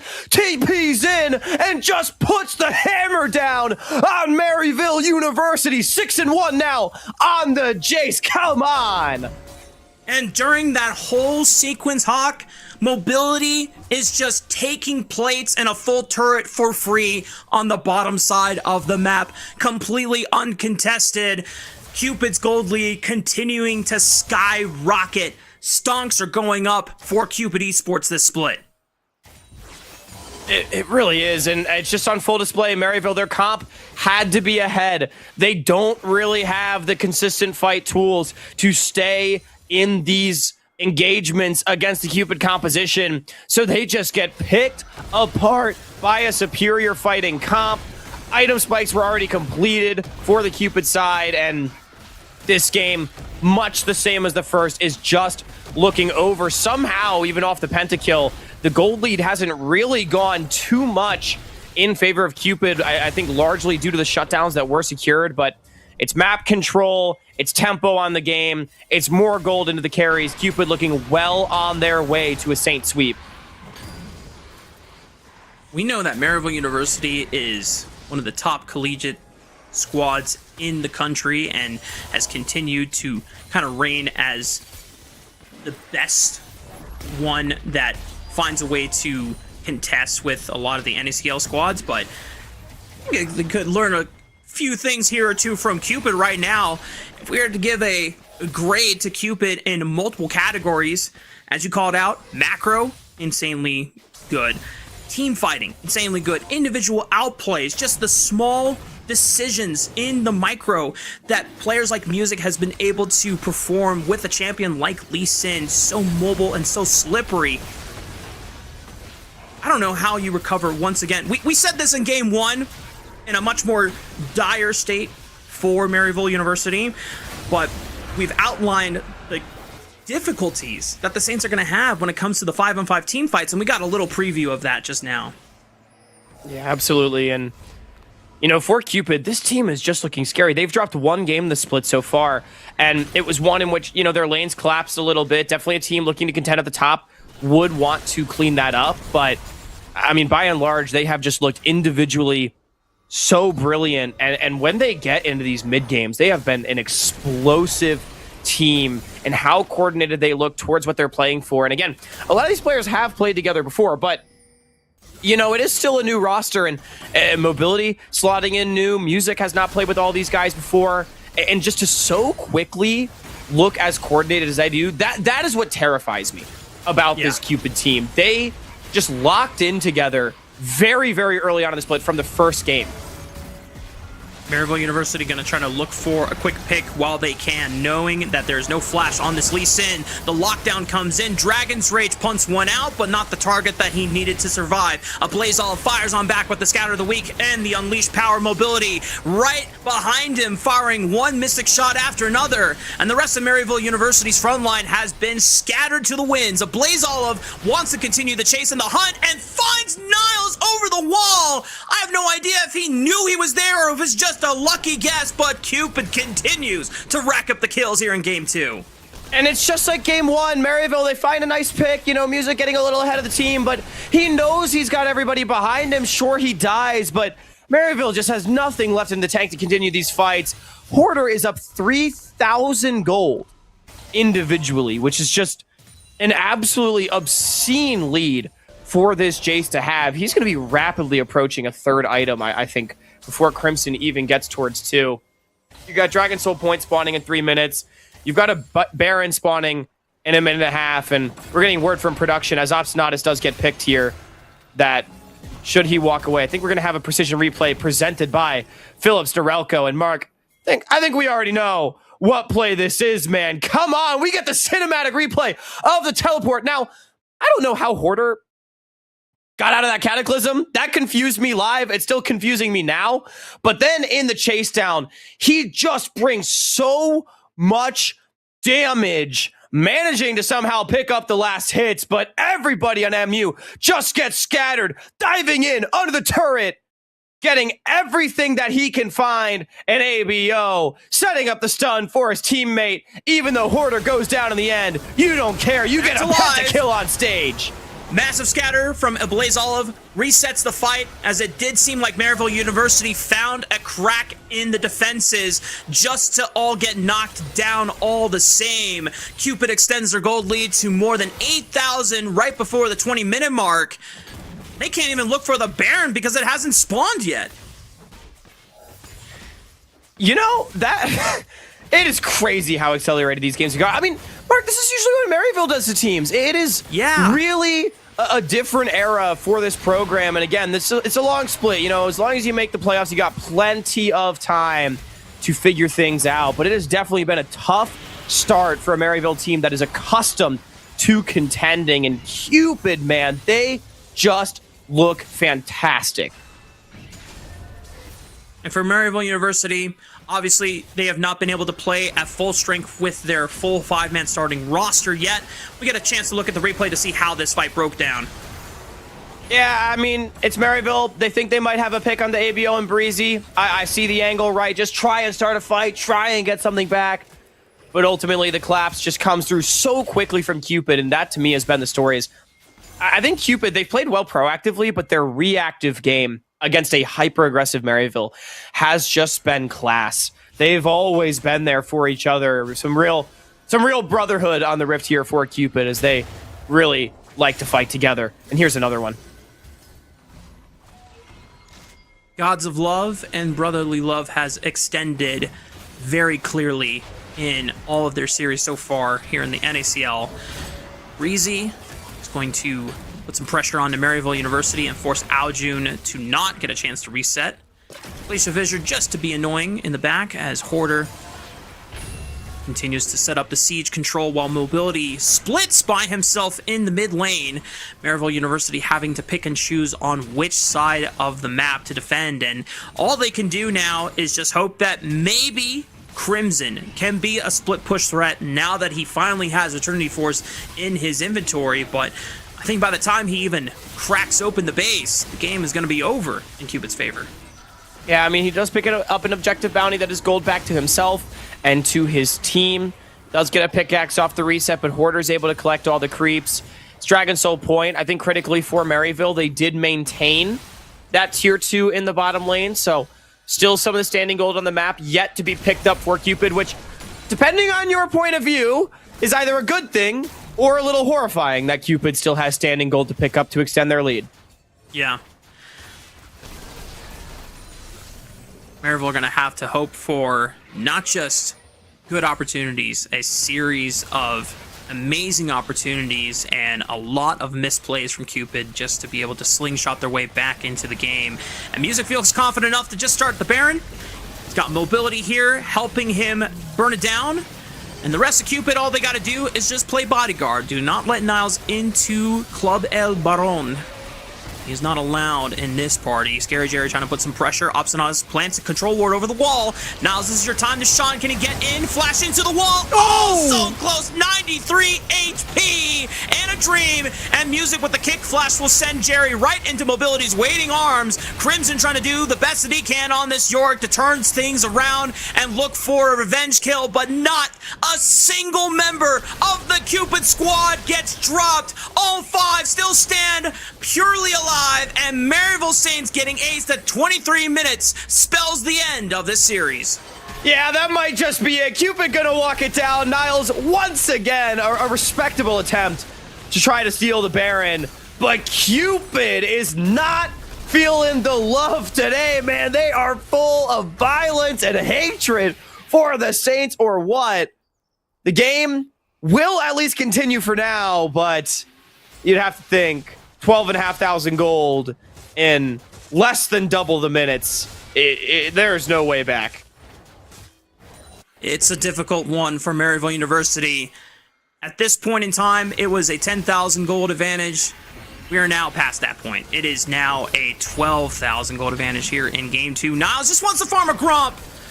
Just let him have a crumb. Not going to be a chance. Good night to Coach Niles. Aljun might be the next one. Oh. Accelerated Shock Blast just took out a half of his entire health bar. My goodness. Yeah, that... This is one of those games where you get to say, yes, NA Jace with pride in your side as well. Music speaking a little Mandarin. Porter speaking a little Korean. I mean, dude, they just got these high-skilled champions on lock. Like we said, Cupid are definitely taking Maryville to school on this one. Maybe they've been taking some summer classes. Maybe that is where the proficiency in these champions have been coming from, as double inhibitors now unlocked in favor of Cupid. All 3 completely down.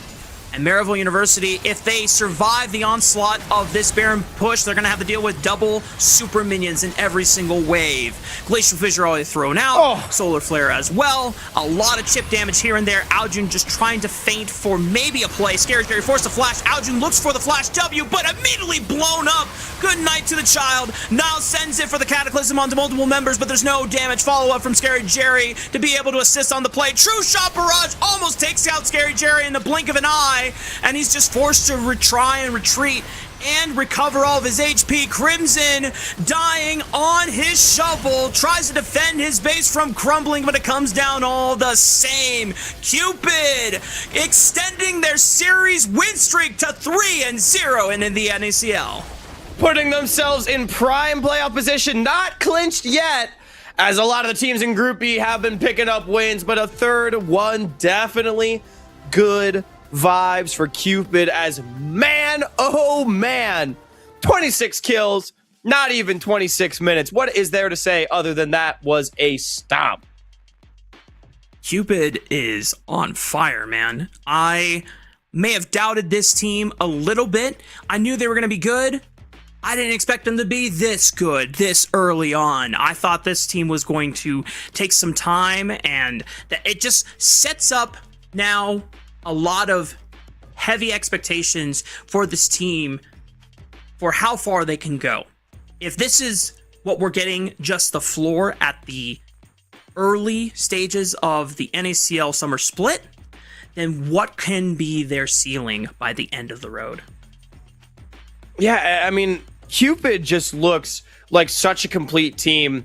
5 great individual players, and their coordination for being a week 3 team in their first split together, it is just a terrifying prospect what they can bring to the table. NRG, if I'm them, I'm definitely sweating. That is going to be must-watch League of Legends when that match eventually does come around in the next couple of weeks.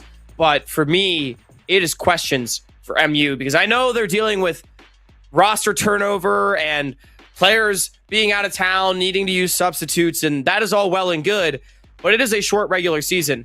They have now fallen to 0-2, one of those matches against a team that I think many expected that they could still beat, and then this one just being a complete and total destruction at the hands of Cupid. You still gotta pick up a couple of wins if you are going to make the playoffs. You have to win at least one best of 3 to get to that point. And this does have me wondering, when does it come for MU? Because even aside from the sub situation, this team looks to be having a struggle. I think one thing that you pointed out here for Maryville University right now, they've really been shorting a lot of the draft resources to Algin, even though he was, one of the pieces that MU was super excited to bring in, especially from his brief period of time with CCG in both spring this year and last year alongside Dardoch. But we'll get a chance to see what Maryville continues to do further in the NACL. Hopefully when UG does get a chance to come back and get that full 5 starting squad as a look. But for us, we got inside our MVP of the series, and while Hoarder did pick up a very nice shiny pentakill, we know that the man that drove all the action to set everything up for success for Cupid was the man in the jungle, Music. Aatrox's performance and Lee Sin performances, absolutely stellar. I just cannot express enough how crazy Music has been through 3 weeks. He really looks stellar, and his Lee Sin over the last couple of weeks in particular, I'm going to be honest, I don't think I knew Music had that in his bag, bro. Like, he is just really gross on this champion. He has been playing just back to back to back to back to back great games for his team, and to me, he feels like the engine and the driver. So far, the best teams in the NACL have been the ones where their jungle and support can just dominate on the map and play through 3 lanes. And Breezy and Music have maybe done that better than anybody. Can't speak even more highly of Music just because of how impressed we have been with his Cupid performance in the summer split. Obviously, we knew that, every split coming in afterwards, we've been seeing progression and that, oh, you know what? Music has, a lot of potential. This guy has what it takes to be potentially one of the best junglers in the league so far. I don't think it's potentially anymore. I think it's just reality now. And this is what I said earlier, potentially a career-defining split for Music, as we know that this summer split is the one that sets you up for success, that guarantees you a spot in the promotion tournament if you finish top 2 by the end of playoffs.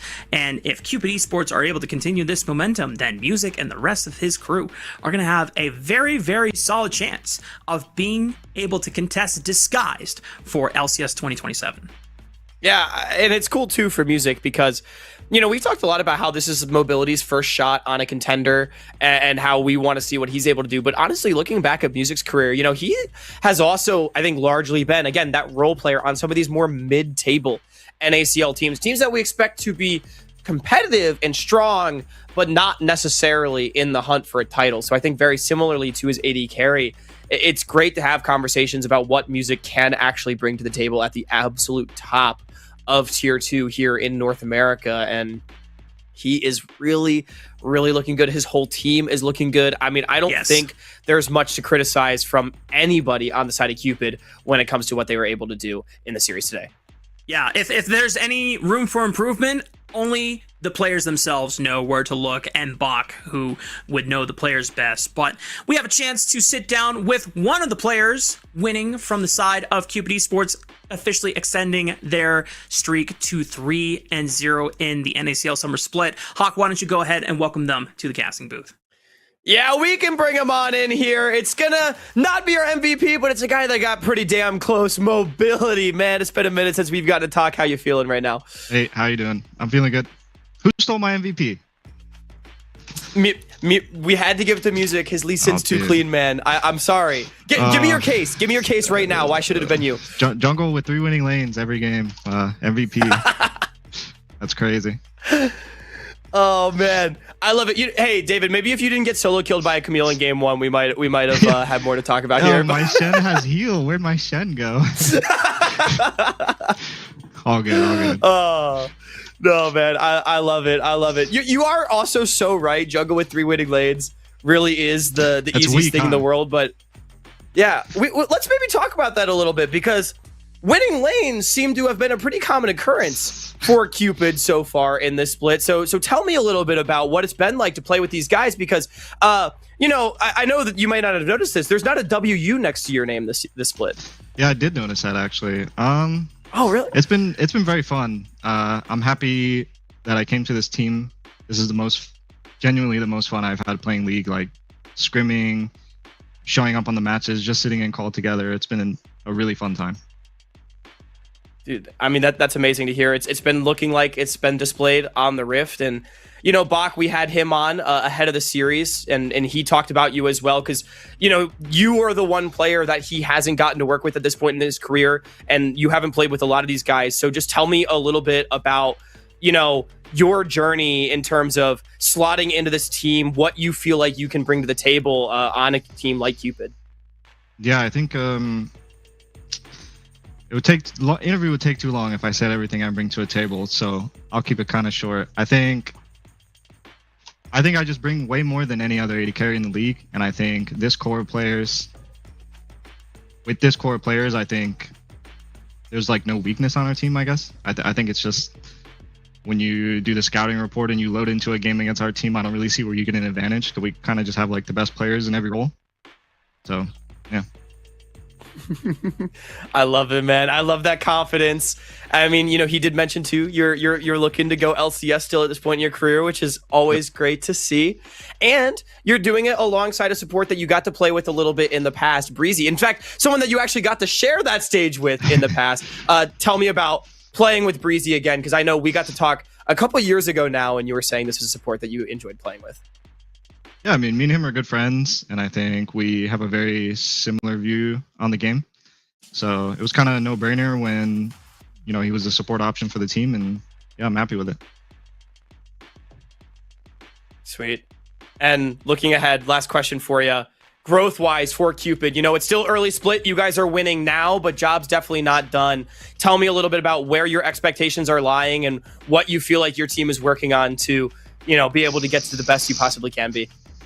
Yeah, I mean, we take scrims and like conversations very seriously. Our expectation is at the bare minimum being in the promotion tournament, and the high end of that is, beating DSG in the final game and making the LCS. And I think we continuously remind ourselves that that's our goal and that's our expectations every single scrim and every single day. So that's what we're working for. I look forward to it. My boys will be ready for you, that's for sure. Well, Mobility, before I let you go, anything else you want to say to the fans? Any shout outs you want to give? Yeah, shout out you guys for casting. Shout out the fans for watching. Quick series, sorry. We'll see you next week. Thanks for watching. Shout out my team. Of course. We'll be seeing you next week, Mobility. And you know what? It may have been quick, but I think you guys certainly gave us a show. Go give Hoarder a pat on the back for a penta. Go give yourselves a pat on the back for a big win. I'll go let you enjoy your evening, Mobility. Thanks again. Always great to chat with you. We can cut back to the virtual studio as prayers up for Rafa he lost power at his house and he said it's over 100 degrees. So we're hoping everything is A-okay over in Salt Lake City. But for now, you guys are stuck with me as we're going to round out this first series and also begin moving on to series 2. It was a massive win from Cupid, moving up to 3-0. But you know, there's another team that's wanting to do exactly the same. And they got to go through Dorado, the masters of the upset. They have found a couple of wins to start off their split, one over Maryville, one over Conviction, and now NRG, they can be the first team to clinch playoffs with a win here today. But man, oh man, Dorado, I cannot wait to see if they can match up. And speaking of, we do have an interview with their coach, which I believe is ready to go. So we can go ahead and bring in our interview with Razvan. Okay, we've actually got NRG. Razvan, how you doing, my friend? Oh, I'm good. I'm good. Excited for today's game.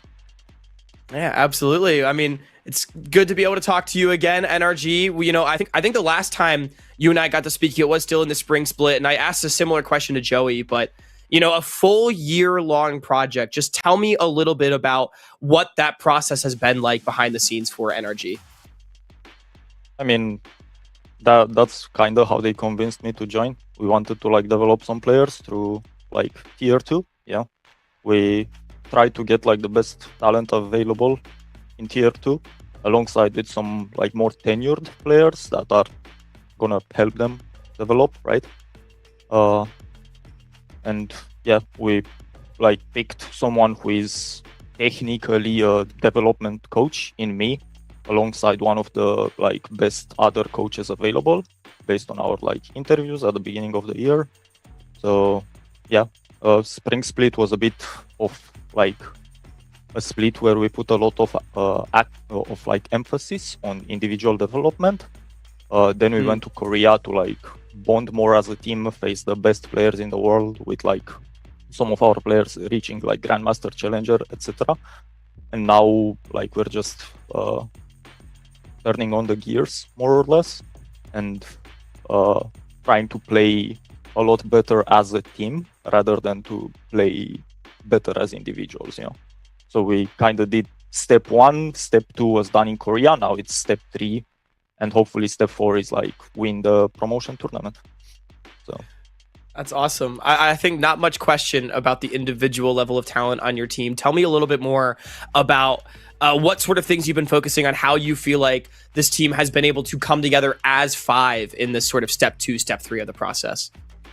I mean, we focused a lot on our like planning when it comes to like objectives in the game, and by objectives like we can talk about all of them, be like starting from like crab to how to take certain camps from the enemy to mid-wave, mid towers, you know, objectives such as like the neutrals, void grabs, swaps, drakes, etc. So we're trying to like get our standards done well on those things like consistently, and then allow like players room for creativity as well. So it's more or less like, for me at least, it's you need to know the rules, and after you know the rules, the coach did his job. He should tell you the variables that you're allowed to cheat, and then it's up to the players to actually cheat those variables in game. And a lot of the time we do it well, sometimes not so well, but our intention is generally correct, you know. So yeah. No, that's a great answer, and definitely when it comes to the level of improvement, I mean, it seems like you all have a really strong idea of like what that process looks like, which is really cool. And I guess the last question I want to ask you, as far as the players on the team, I'm sure everyone is improving at a rapid rate, but is there any specific individual or individuals that you want to shout out for the things that they've been working on over the recent weeks? I mean, I think it would be a disservice to like do it, you know, because honestly, I'm proud of all of them. So if I can do it for all of them, I'm down to do it. If you just want one person, then sorry, I cannot do it, because we're a team, you know. Like all of us are working very hard, and all of us are like improving at different things. Like me and Joey lately try to like improve our drafting a bit, because it was, I don't want to say bad, but sometimes like questionable or not super consistent in spring split. and now we're like trying to make it more consistent. Zamudo has been trying to improve his like map movements, and he's been doing very well.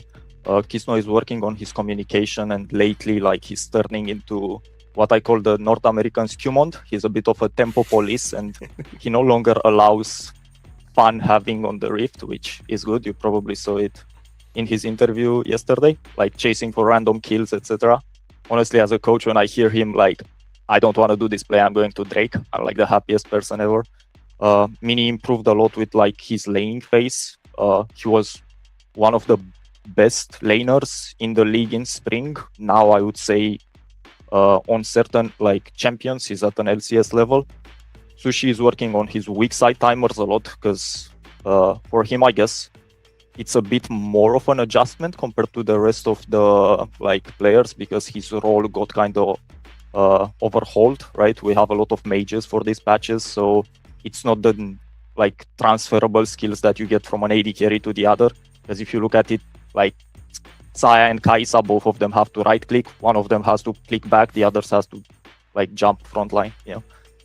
And Ming overall, like he's been embracing this funny meta. I call it the Scream meta with all those supports like going around and creating chaos. I feel like it's very like good for him overall. So if it stays like this, we're fine. If it goes back to enchanters, we're gonna be fine because he did a great job on some of them in like the previous split.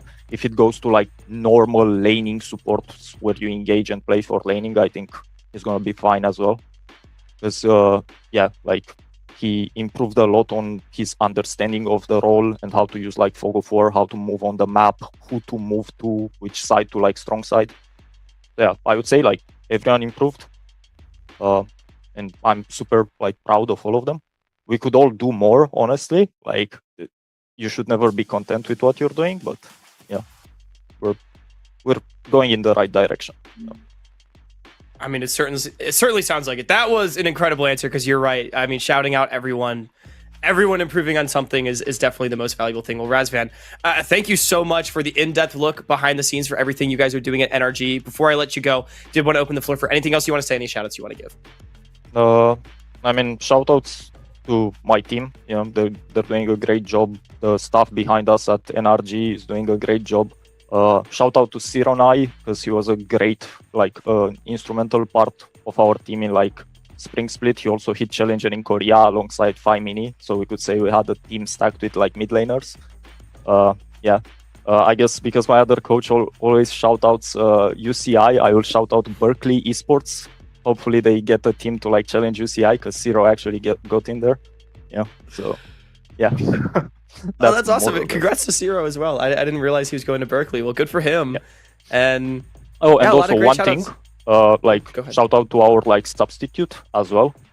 I'm not sure if you guys heard about him already, but he's a great player. So and he's working a lot on like being there if we actually need him in the split. So I don't want to be the one leaking it because I'm not sure if it's leaked officially, you know, but we do have one. So.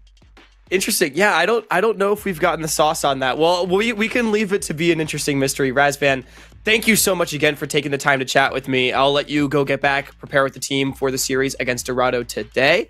And we can go ahead and I think we're actually going to toss to a quick break for a few minutes before we get into Series 2. So don't go anywhere. For everyone back home, we'll be back in about 5 for NRG against Dorado. Trim. Edge. Shave. Trim, edge, and shave with Philips Norelco One Blade. One tool for all you need. Philips Norelco One Blade presents Shave All Things.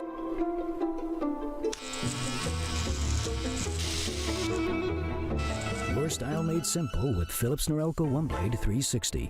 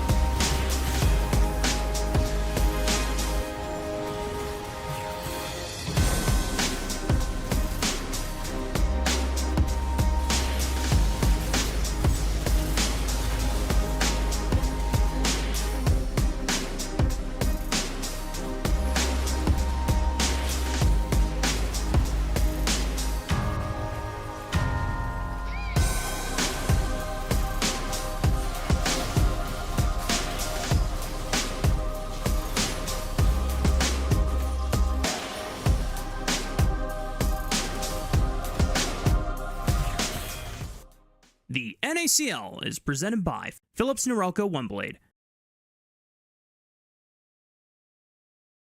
Welcome back, everyone, to the NACL. It is me, Rafa. Not really. Yeah, we wow, replaced Mark, him with you another. look different. You know, I decided to shave my head, grow a beard, and get a Yeah, cat you put as the hair well, on as the you can see in opposite side of the background. head. Yeah. No. Rafa is having, unfortunately, some power issues, so I'm stepping in for the rest of the day, or until he has his power issues fixed. We'll figure out that situation as time goes on. But Hawk, it's been a fun day. I've been catching everything on my co-stream so far. It was very dominating coming out of Cupid, and now we're ready to move on to our next game of the day, which is going to be Dorado versus NRG. And for this one, I mean, hey, these are two teams that are currently on upswings. Dorado, getting the better of some squads that we expected to beat them in both Maryville as well as Conviction. It's got to feel really good going into this game, but this is going to be your toughest opponent, given it's a 3-0 season so far for NRG. Yeah, NRG, I said it at the start of the last season. Them and Cupid have looked like the best teams in the league, but Dorado has shown that they got some real fight in them across this season, both in the spring split and the summer. It's most of the same roster that was there in spring. Inflame currently stepping in for Redemption, but Decoy, Lojaz, Adam, and Hub all returning. And for some of these guys, man, they have really shown on an individual level what they are capable of. Hub was a big-time hero yesterday against Conviction, especially in Game 3 on that Senna. Lojaz went monstrous on the Pantheon in Game 2, and we've seen flashes from all five as far as what they can bring to the table. I've been really enjoying Dorado's games because if you reflect back on that spring season, even the coach had mentioned it, right? It's a team that knows how to team fight well. How do we get to that stage of team fighting? We've seen improvements here and there, especially in that last game versus Conviction. You can say you want about Game 2, but Game 3, when they showed up, Decoy showing up on that Mundo to tank everything the world threw at him. And of course, just the team coming together against all odds, Dragon Soul. It's shown that, hey, sometimes, the heavy hands can land flush when it comes to Dorado. But of course, we're talking about heavy hitters, Hawk. We also have to talk about NRG because this team seems almost unstoppable at this point. Yeah, I mean, NRG has just been brilliant. And again, they're the first team with an opportunity to clinch a playoff spot if they improve to 3-0. But shoot, they're tied in the standings with Dorado, at least in terms of series score. But across the board, we heard it from Razvan. On an individual level, this is basically the peak of NA talent outside of the LCS. And when they bring it together as a team, they've shown us a lot. I loved him calling Kisno the Tempo Police, a mini North American Skewmon, because I think he has really stepped up here in the summer split, being an engine for the team. And we know already what a guy like Zamudo can bring to the table, just in terms of individual prowess to generate leads, and NRG has not looked back once they get to that point. Yeah, oftentimes I am looking at Zamudo to be the difference maker for every matchup that I've seen NRG in so far. And even against their matchup against Winthrop, which went rather close, it was still Zamudo who was pretty much taking over the top lane, getting these enormous CS leads where not many can really contest with him. So even when you do have cracks in the squad, even when you are able to get counterpick against Zamudo, like where Barrick tried the Darius with Exhaust to go ahead and win that lane, Zamudo also knows how to play back and be a little bit more passive until his power spike does hit. So it makes it a really tough team to really get onto. But let's go up into our face-to-face right here. It's going to be in the marksman role. We're going to have a showdown between Sushi and Hub. Yeah, and again, the reason we wanted to talk about this bottom lane duo for our face-to-face presented by Philips Norelco is because Hub was the hero yesterday for Dorado when they showed what they're capable of. Of course, a full team effort, but I really do think Hub, he's had some flashes in his short NACL career up to this point where he really can carry some damn games, Eric, and damn did he do it on the set of yesterday. But he's up against Sushi, and Spica, they like to play aggressive in the 2v2. And when you look at just pure mechanical ability for marksman here in the NACL, Sushi might be the cream of the crop. So it's going to be really fun getting to see these two young guns going up against one another. Yeah, Sushi, I've always loved the mental of Sushi and everything that he's brought to this team. And you can even see right now the vibes, brother, the vibes as he takes the sip of, I don't know, it was a big straw. So I think that might have been Bo3 he could have been having right there. Either way, the vibes are always immaculate and he's very, very willing to learn. But the same can be said about Hub. You know, we talked to them in the post-game interview, and one of the things he was saying was like, hey, we don't need to freak out too much in that game versus Conviction because we scale. Keep our heads on straight and we can win this. But here we go. Draft game number 1, Dorado versus NRG. And it does look like NRG going to have that first pick from the red side currently. I'm looking at Ziggs being still available. If that one's not banned by Dorado, I like it a lot. As a first pick, things like the Ziggs Nautilus, Ziggs Rel, Ziggs Leona, Ziggs Alistair, it can pair with anything, even with the Camille being taken away. Similarly, Lee Sin Poppy, both on the board. If one of those gets banned, it does signal that it could be picked up. But Akali ban, to me, I'm looking at Lock. Akali has been the classical counter in some of these early Lock games that we've been seeing across all regions. We've been seeing a lot of Lock pop up here from time to time. I wouldn't be too surprised if Fine Mini does have that in the wheelhouse. But I do echo some of the things you were saying. Being able to pull out something like the Ziggs would be pretty good here, and that's what we're going to go with, especially in a meta where we're seeing a lot of mages bot lane. Ziggs kind of fits into both of those metas and allows you to free push pretty easily with your support being able to roam out and do the work he needs to around level 3. But quick retaliation from Dorado as they lock in the Ezreal and Nefiri. I mean, these are really great comfort champs for Dorado. Getting Ezreal for Hub and the Nefiri for Lojaz. This is the biggest carry champ that we have been seeing from Lojaz, but it does leave a lot of power picks on the board. Again, I do look at that Lock. I do look at some of the support picks, but NRG choosing just to respond with things that have worked for them. They get the Orianna Vi combo, and Kisno has been very, very comfortable on this Vi. I think a champion that when he's just able to get set up again, play tempo police. Hey, once I hit level 6, if anyone walks where they're not supposed to, let's blow them up and then let's go take an objective. Yeah. I mean, these first hits coming out from NRG, I love Vi and Ziggs being put together. It means once you do get that cease and desist, you're guaranteed the Mega Inferno bomb. But here's the response from Dorado now. Looking at the ultimates, they can still cease and desist. Is a very good one for the Sylas to have. Even if you take the shockwave, you know, Sylas does die forward quite a bit. You can get into the middle of the team and use that stolen shockwave. Same thing with the Mega Inferno bomb. So I do like the choices that you have on the table for Adam Sylas. And I think both so far, we're seeing both squads really enjoying being first to the plays, but especially this NRG comp. They've got a lot of damage when they're going forward, but I like the Sylas Nefiri into what NRG has because there's not a lot of peel, and I'm curious to see what the support does look, the focus does look like in the support role for the second phase of Vans. The Bard, somehow, I didn't even notice sneaking through the ban phase, didn't get picked up in those first 3 picks by either side, but I do feel like something like the Alistair, maybe higher value for NRG just with these melee divers that Dorado is bringing. But of course, for Dorado in their own right, the setup, definitely something that they are lacking at the moment, but no shortage of options for the support role or the top lane that they could go for. And I want to double back one more time to that Sylas. I do remember the game he played against MU where he took Sylas into an Ahri. That was a gross game. Adam getting double-digit kills onto that. It shows how comfortable he is on this champion.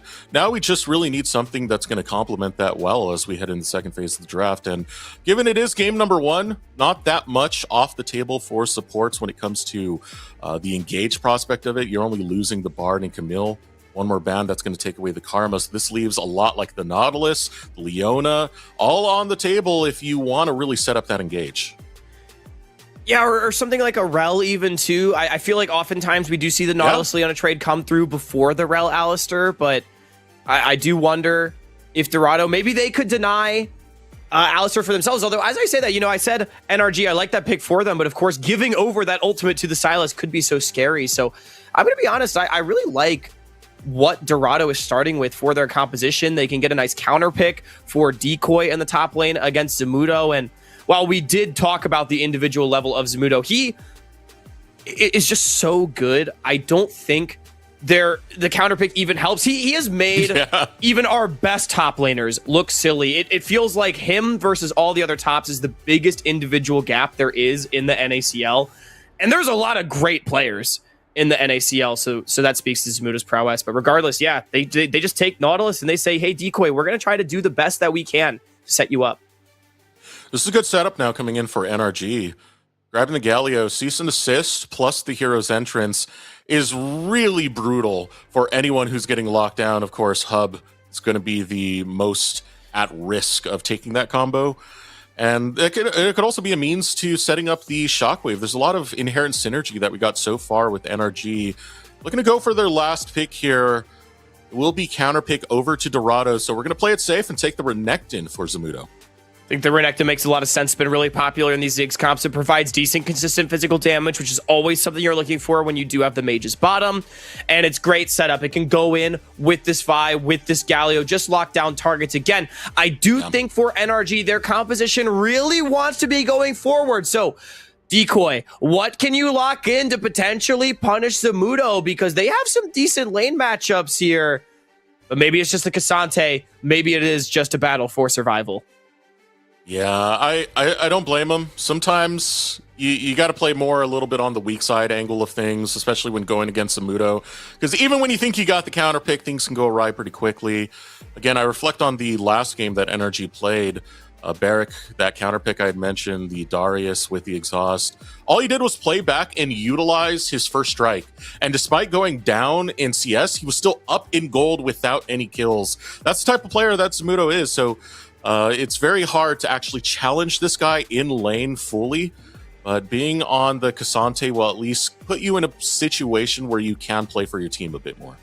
And you know what? I think being able to drop ego and recognize, hey, this might not be the series where I'm able to carry, that is a valuable skill. And I do think compositionally, this Cassante does bring a lot of value. Having something that later on can take space for the team. Again, NRG, they really want to be first to the plays. They're the ones with the Ziggs and the Galio and the Vi. And while the Galio does provide some peel, some space creation in his own right, I think NRG is going to have difficulties if Dorado's able to take that space, able to start diving in and partying in the backline. They are the ones with the 4 melees. They've got great setup. They've got Adam in a comfortable matchup. And that's really where my eye is drawn for this game. You mentioned it so beautifully. I think Adam's early skirmishing has been a standout for me amongst mid laners here in the NACL, and it's been a boon for Dorado. Given the keys to the Silas with low jazz on the Defiri, mid jungle. If this can get going, things could get scary for NRG.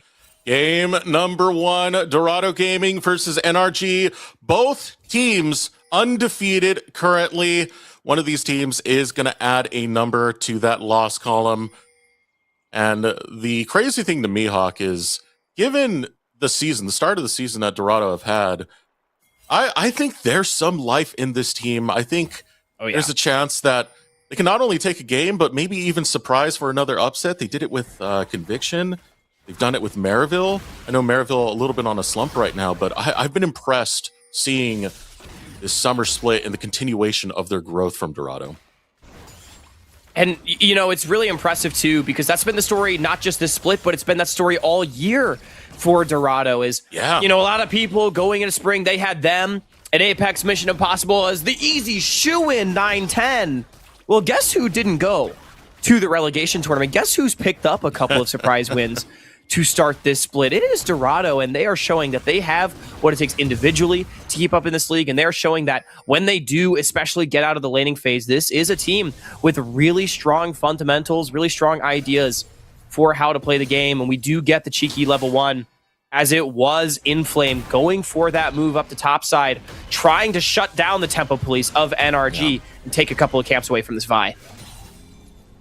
Yeah, early movements coming out. Very least, there is some awareness of the pathing that Kizno might take. The thing about a Vi is you can get pretty creative very early. All you need is level 2 before you can start going for some of these early ganks or early invades to that regard, as I'm seeing right now, Kizno going to take away that Raptor camp. Yeah, and this is a good move here from Kizno. He's already got this priority from Spica to potentially cover for any play, but trade comes. Here we go. Spica looking to trade it out. Walks forward. Looks to get the double taunt. Spica's critically low, though. Ignite's ticking. He will not fall. Kisno wants to finish on to Inflame, but can't get the kill. Now it's Reach recalled. Sushi pulled in, and Dorado will be the first team to draw blood. And the mages, they may be able to keep up with the 80 carries in the wave clear as Low Jazz. Not quite. Oh! Hub flashing forward. It's 2 kills early for Dorado Hawk. That is so big. I like the move from NRG, but that was a heads-up play from Inflame to start the fight. The mages, they may be able to neutralize the marksman, Desterux, but in the extended fights, that is a lethal tempo. Doran's bow, Ezreal, Hub outputs so much DPS into Spica, and although the Galio does not die, he's still wounded in action. He is still a casualty of the play. And in the extension, Sushi just cannot match that kind of output. And once Low Jazz arrives, it's all Dorado. Yeah, a little bit too much aggression really coming out there. They were so close to grabbing Inflame, but Spica biting off more than he can chew, has his team overcommit to it. And this is going to be good for Dorado's early game. You got to kill on the Fury. You got to kill on Ezreal. This is the way you want things to go. And Kisno definitely going to be the one that is the most upset with how things have gone, because remember, that was the counterpunch from the early level 1. That Low Jazz and Inflame setup. So brilliant ideas for how to attack the jungle role. We were talking in the pre-show about how good Kisno has been for this NRG squad, and Low Jazz not done. This is really great game planning here from Dog. The longer it takes this Vi to hit level 6, the longer it will be before NRG can start setting up plays of their own. I will say this is far from over, obviously. It's only 4 minutes in, 2 kills. I do think NRG have the easier comp to execute. They just got to make sure that some of this bleeding doesn't continue. That's one of the biggest things here. You look at the cease and desist and how everything else complements it. You want that to come online. You got to play this early game a little bit better. Still going on these invades. Kisno going to look to take away the blue buff. I mean, Kisno is keeping up in farm at the very least. I think he's doing a great job of reading the pathing from Low Jazz and doing his best to try and counter it. You know, Low Jazz did go for that Gromp, steal that one away. Kisno going to take the blue in kind, but Low Jazz rotating over. There is priority for Zamudo in top, and also quite a significant lead for Phi Mini. Razvan did talk about how he feels Phi Mini has improved in the laning phase during the interview before the series. Still away, Kisno gets it with the smite, and that's going to be a lot kind of denied here for Low Jazz. After going on to the invade of himself, it does give a slight lead over to Kisno when it comes to this counter jungling war between these two junglers. Hey, Kisno actually up a camp right now. You know, Low Jazz doing so much work to try to defend these camps, but if it doesn't work, you actually go down a lot of tempo. You know, there's a red buff, there's Krugs to be farmed bottom that he opts not to go straight towards, so actually kind of falling behind the pace a little bit on this Nefiri. Kisno now on his wolf camp. Keep a close eye on that Vi as time goes on. So far, I mean, early kills does give that lead over. Now we're looking to Adam to try and get a solo kill on the Phi Mini. Backs off, didn't have much mana to continue, and if he did go for the chase, Spica was walking up. Yeah, Adam out of cooldowns, didn't have the ultimate, didn't have the mana either. So Phi Mini will just walk that one out. No teleports on either of these mids, so I think ultimately pretty even, but a nice looking trade from Adam as he is keeping things relatively competitive in the mid lane CS-wise. I mean, forcing Phi Mini back, already another angle to try and steal away camps coming in from Low Jazz, putting pressure back onto Kisno. Been a kind of war between both of these junglers in the counter jungling department, but a bit more control does work out in the favor of Dorado for early dragon priority. It's going to be first strike going over to the dogs. I gotta say, I love this game that Inflame has had so far. He's been facilitating every single one of Low Jazz's moves, from the invades to the dragon start to the 2v2 that led to the double kill in bottom lane for Dorado. Inflame has been on the front foot for all of this, but what's the counterpunch gonna be? Kisno gonna look for a setup right here. The unstoppable use from Decoy will use the all out, but it doesn't get him squat. Mudo will take a kill over on that top side. Meanwhile, in the bot lane, Sushi having a lot of pressure applied onto him, but the tower dive not going to go through. Newton's Law of League of Legends! A nice little snipe, Hawk, to finish it off. Hub, the second time in a row he's been able to pick off Sushi as he's trying to get out of dodge. Newton's Law of League of Legends states that for every action on the map, there's an equal and opposite one. Spica thinks he can go top with Inflame and Lojaz on the Drake, but where does that leave the Ziggs all alone in bottom? Dorado coming out on top in the trades as they do pick up the extra objective on the back foot, but you cannot discount the Zamudo condition. We talked about it. Just the biggest individual gap that we feel there is in the NACL, making all of our top laners look silly. He's up 30 CS, and with that kill, this Renekton is going to be a threat. Yeah, that's the scary thing. I like that you brought that up, Hawk, because it's 32 CS up alongside that kill. So the superior of laning that we do get from Zamudo working out, now having to bail away from these grubs, Kizno. Taking away one, I mean, you're pretty much content with that. Usually, if you're not going to full commit to the grubs, you at least want to take one to make sure that side laning is not going to go too crazy. It is so interesting, though, you know, NRG opting into the swap for the grubs, but Renekton is so OP right now, so they're actually leaning away from their strongest member for that grub fight. It means that Dorado is able to slightly win out in that trade, and this permanent pressure point of Zamudo yet to be parlayed into an objective, but of course plenty of time still to do so. We are only 9 minutes in. The rotation going bot side now. Vision is collected for NRG. I look for a pinch here. This is where that combo can come through, and they lock down Lojaz. Will take him out. Phi Mini being the recipient of that kill. That's just great mechanics from Kizno right there. Immediate flash, chain CC onto Lojaz. Felt safe walking with his team. Probably had an idea of what NRG was up to, but just doesn't quite understand the speed with which Kizno can go. Great commitment from the NRG support jungle duo. It's good heads up as well, because you know there's going to be a rotation towards bot at some point to kind of correct your lanes from when you were focusing and prioritizing onto the grubs. So why not capitalize right there? NRG reading the play well. It's nice, too, that Mini ends up being the one that gets the kill. He's going to go back, get the Rod of Ages, understanding that it is a dive comp here for melees, for Dorado, and staying alive. Probably going to be pretty important this game for him. You can see right now, Lojaz going right onto the Raptor camp, which, at least for this season, there's been a lot of priority onto Raptors. Might result in a fight. Lojaz looking to steal camps away. Does get a camp lead against Kizno. I said the same thing to Henrique, but, man, if Colonel Sanders came calling, would you say no, Desrux? Someone held a bucket of chicken in front of your face. For me, I am all over it, personally. Oh, okay. If I have to seriously answer that, I mean, KFC's kind of fallen off, man. I'm just throwing it out there, you know. Especially because we, you know, being from LA, you talk fair. about like some of the Korean chicken choices. Ooh, so good, bro. What kind of chicken you think those Raptors are made of to have all the junglers going crazy like that? Okay. I would say like the Korean galbi style from there's a place called BBQ. It's a chain that comes from Korea, but it's so good, man. I needed to try this. Oh God, you got to have it. Look, find one and order from there. It's a little bit expensive, but it's so good. We're going to need to continue this conversation later, I think, because I'm very intrigued. It's okay, cheeky little hook, but not much to come of it. And regardless, I do love how much priority these junglers are putting on that camp, just trying to get every advantage that they can over each other, and especially with support roaming being so influential. To me, it just feels like a way to start fights, really, more than anything. Wow.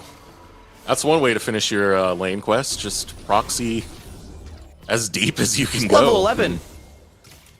That's going to be a little bit terrifying. 2-level lead. Wow, yeah. And now Black Cleaver is going to be finished. And look at the rotation now coming out of Zamudo. He might be headed over to look to contest this next dragon that just spawned. Nice little walk from Zumudo. Does mean NRG is going to have numbers to this play first, but Dorado, good setup from them. And remember, NRG really wants to be on the front foot in these fights. They want to be the ones that are going forward. As Zumudo kind of caught here. Yeah, Zumudo can take a lot, though. Black Cleaver plus Dominus will have no issue absorbing that damage. Now you're looking for some of this poke from NRG and Sushi in specific to get those bouncing bombs. But pushed away. And instead, Zumudo's going to back off to the top lane. Teleport was burnt, so that's going to be the sacrifice right there. They'll give up the second Drake for Zumudo to put pressure on the top side. Yeah, I think Zumudo making the best of a bad situation to try to get a bit of an advantage up top here, but I think with only one grub, I don't know if he gets the tower. Decoy might get back in time. He's going to have the support of Inflame, so Zumudo backing away, and that is really nicely done. Dorado, even though they're down a member temporarily on the sequence, they're able to take the space and not giving an avenue for NRG to be the first ones to engage. They take a chunk off the strongest member, and they get the objective for it. We talk about Zumudo CS for a second. 154 at 13 minutes. That's pretty gross. This guy is camping up a storm. A 1.1k lead in the top lane, and that's just with one kill. This is a lot that Zumudo is getting.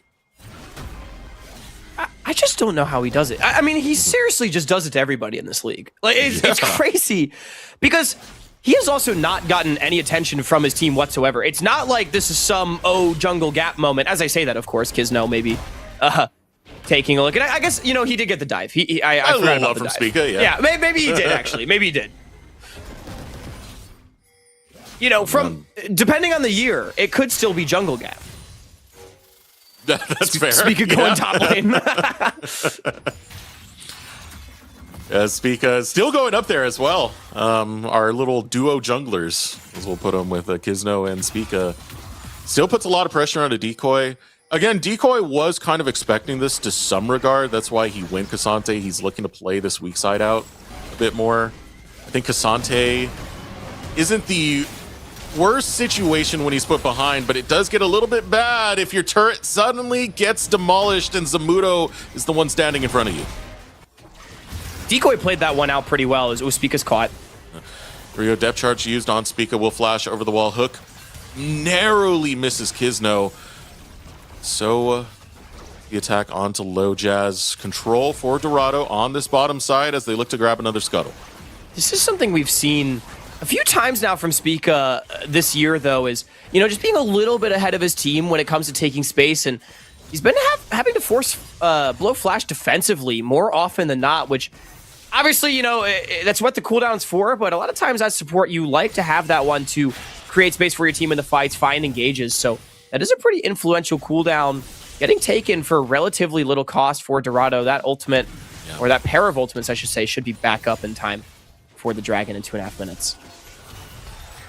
Here we go, Kizno looking for the cease and desist, finds it, pairs it up with the Mega Inferno Bomb flashed out by Hub. Now Kizno is the one who might be caught out, has the flashback out, double taunt found by Spica, takes down Inflame. Low Jazz stepping forward alongside Adam. It's one pick going over to NRG as they pull away with their victory. Bit of an awkward engage from NRG, but that's what we're talking about. They just want to be the ones going in. It doesn't even matter if they can one-shot the Ezreal, as Hub does slip away. But 5 Mini, first to the fight, does mean that with the numbers, NRG, they can just force around the Herald, take their kill. They will not take the objective, however, with so many cooldowns being burned, not quite feeling confident to stick on to it. Yeah. They did have to commit a lot to get themselves out of that situation after getting the kill, so completely understandable there. Dorado gonna hold control over these neutral objectives. They chase away Zumudo and secure themselves the Rift Herald. I think Dorado going to be pretty happy with that sequence. They can TP bottom here with Adam, as it was Mini that initially TP'd up to the play. He's going to be able to collect most of that wave. It is gold lead going over to NRG slightly, so they win out in the short term. But in the longer term, we'll see what Dorado's able to do with that Herald mid lane tower down to only a couple of plates. Maybe you can try to generate pressure on that to force a favorable fight. Would be sole point for Dorado. Remember, no flash on the Galio, was also Vi flash invested in the previous play in trade for Ezreal's. Sorry, there's a little bit of a mishap from Zamuda. I think it was very uncharacteristic of him. He failed his slice and dice to get over the wall. Wasn't in any danger, but I just found that entertaining for this player being so high caliber. It happens to all of us, you know? Oh, yeah. It's always nice, too, you know, when it doesn't happen in, like, a really critical moment. Because then it's like, oh, everybody saw that, you know? Whereas now, you know, we can just chuckle about it and go about our merry days. Well, the man needs to clutch, he clutches. That's what matters the most. But we got 5 seconds until Dragon is going to be on the map. Question is this going to be the one that NRG can test? And the answer so far is yes, as they're the ones to get first foot on the river. Yeah, exactly. This time they are first. And last time we saw LoJazz face check the river, in a very similar situation, he got one shot. And that is W forced off the Fury early. That's a big cooldown. And you always like it when you have a Ziggs who's able to get into Dragon positioning early. So that means you're walking into the minefield, you're walking into bouncing bombs, and right now Adam's walking into a lot of pain as he has to be pulled away. Shockwave going to be used. Dorado going to try and get the Dragon in response. They want to secure this third Drake. Kizno stepping forward. It gets picked up by Dorado. They will be on soul point, but can they escape with their lives? Decoy, a nice use of his ultimate with the flash to create enough space to escape. Decoy just teleported halfway across the screen in the blink of an eye. You take that if you're Dorado. Sure, Adam gets caught, but that's soul point. That was a nice little use there. The all-out to get on the opposite side, then flashes alongside that. Now LoJazz fighting it out with Fi Mini. It's a lot of damage onto Fi Mini. He does have his flash, so he should escape, but the ultimate of LoJazz might see this through. Instead, they focus on Spica. We'll grab that kill. Hook does not land. Ultimate over the wall. LoJazz still following through. Goes over towards the blast plant, but now he's a little bit too deep. Has to flash to safety. He gets super blast coned into the waiting arms of Mini. Ultimately, though, flash off of Oriana. A lot of flashes from Dorado, but they do get out alive, and they do end up equalizing the kill. I love the way they're playing out this game. They're just keeping things simple, Eric. Focus divs, don't need to overcommit into any other fights, control the map, and they are not really letting NRG get away with just picking them apart. Safety in numbers against the Vi. And we've talked about it quite a bit. Being able to play around mid-game is always really good here. And this is what we kind of see. I mean, they're focusing Adam. Just go after the Dragon. Yeah, exactly. And I think the idea from NRG is good. Pick out the isolated target, the guy that we can get. But I just love the decisiveness from Dorado to immediately realize, wait, we can give up our mid laner if we get the objective. That's completely worth it. And then to be able to defend in mid after the fact, I think is a big win for them. It stagnates the gold lead for NRG, but it meaningfully progresses the game in their own favor by securing that soul point. As who is flanking who here? Yeah, here TP coming. Flame. Wants Fi Mini. Remember, Flash is down, but they have to focus on Kizno, who's in the river. All the meanwhile, Decoy in Flame pulling off. Ultimate going to be used. Getting knocked up. LoJazz. Cease and desist catches him. But over the wall, we got more members of NRG. We're looking to defend. 5 stack now here. Zamudo still in the top lane. Taking away plates. Taking away towers. Working his magic. This would be a very hard dive to pull off. Shockwave is available. Mega Inferno Bomb is available, but they still want to find it. They cancel out the hero's entrance. First pick going to be found by Adam. NRG are getting destroyed. They need to take down Fi Mini for the 4-4-2. And it's a lot of kills picked up. You'll sacrifice a tower in the top lane, but Dorado decide we're just going to throw hams. What a play from Dorado. Zamudo, sure, he gets a tier 2. He gets a lot of side wave gold, but this is Dorado. You know, in the past, I would have criticized them perhaps for over-grouping, dropping waves, and getting nothing for it. But they're starting to see the nuances of this game. Strongest member of NRG is stuck in top lane with no TP. He has to commit to that split push. But Dorado, they stick around. They say, we can pull off this dive. It's a triple for Hub. He gets the bot lane tier 1. He teleports mid. He gets the mid lane tier 1. And that's absolutely a precision play presented by Philips Norelco. As Spica wants to zone the team out with the ulti, but he gets canceled. And look at the AoE as everyone on NRG just gets funneled under the turret to become a shooting gallery for Dorado. I want to give so much credit to Decoy. I feel he was the biggest factor, canceling out that hero's entrance, getting in there, and making sure that crowd control was not going to stop this dive for Dorado. It's a big play from him. It's a big play from the Hounds. And now, looking at some of these gold leads, yeah, Zamudo has a lot of gold to himself, but you got the carry in Hub online, and same thing with Low Jazz. And this is such a good game to be playing Ezreal. No true frontline on the other side. You're already on your 2-9 spike. He's probably basing for a third, if I had to guess right now. This is just an awesome situation to be, especially against an NRG comp. Again, they want to be first to the play. They want to be going forward. And this Ezreal is slippery to the engage, and he can start the fights by trying to chunk down the divers of NRG. And again, Decoy... going back to that point, we talked about, hey, you're not really going to contest Zamudo in the lane. So playing for his team is the exact case that we get here. It's going to give some more life back to him. To the point where, hey, he does have a decent amount of tankiness to try and contest with Zamudo a little bit and stop this from just being a squash of a lane. It's given Dorado, of course, a lot of life. Now, next dragon is spawning. This is going to be Soul. NRG going to be the team to have their first foot on it again. Zamudo maybe caught again, ignited. Should be able to slink away. I do think critically for the side of NRG, they do have 2 item spikes on everyone. Adam a little behind the curve. Hub making up the difference, though.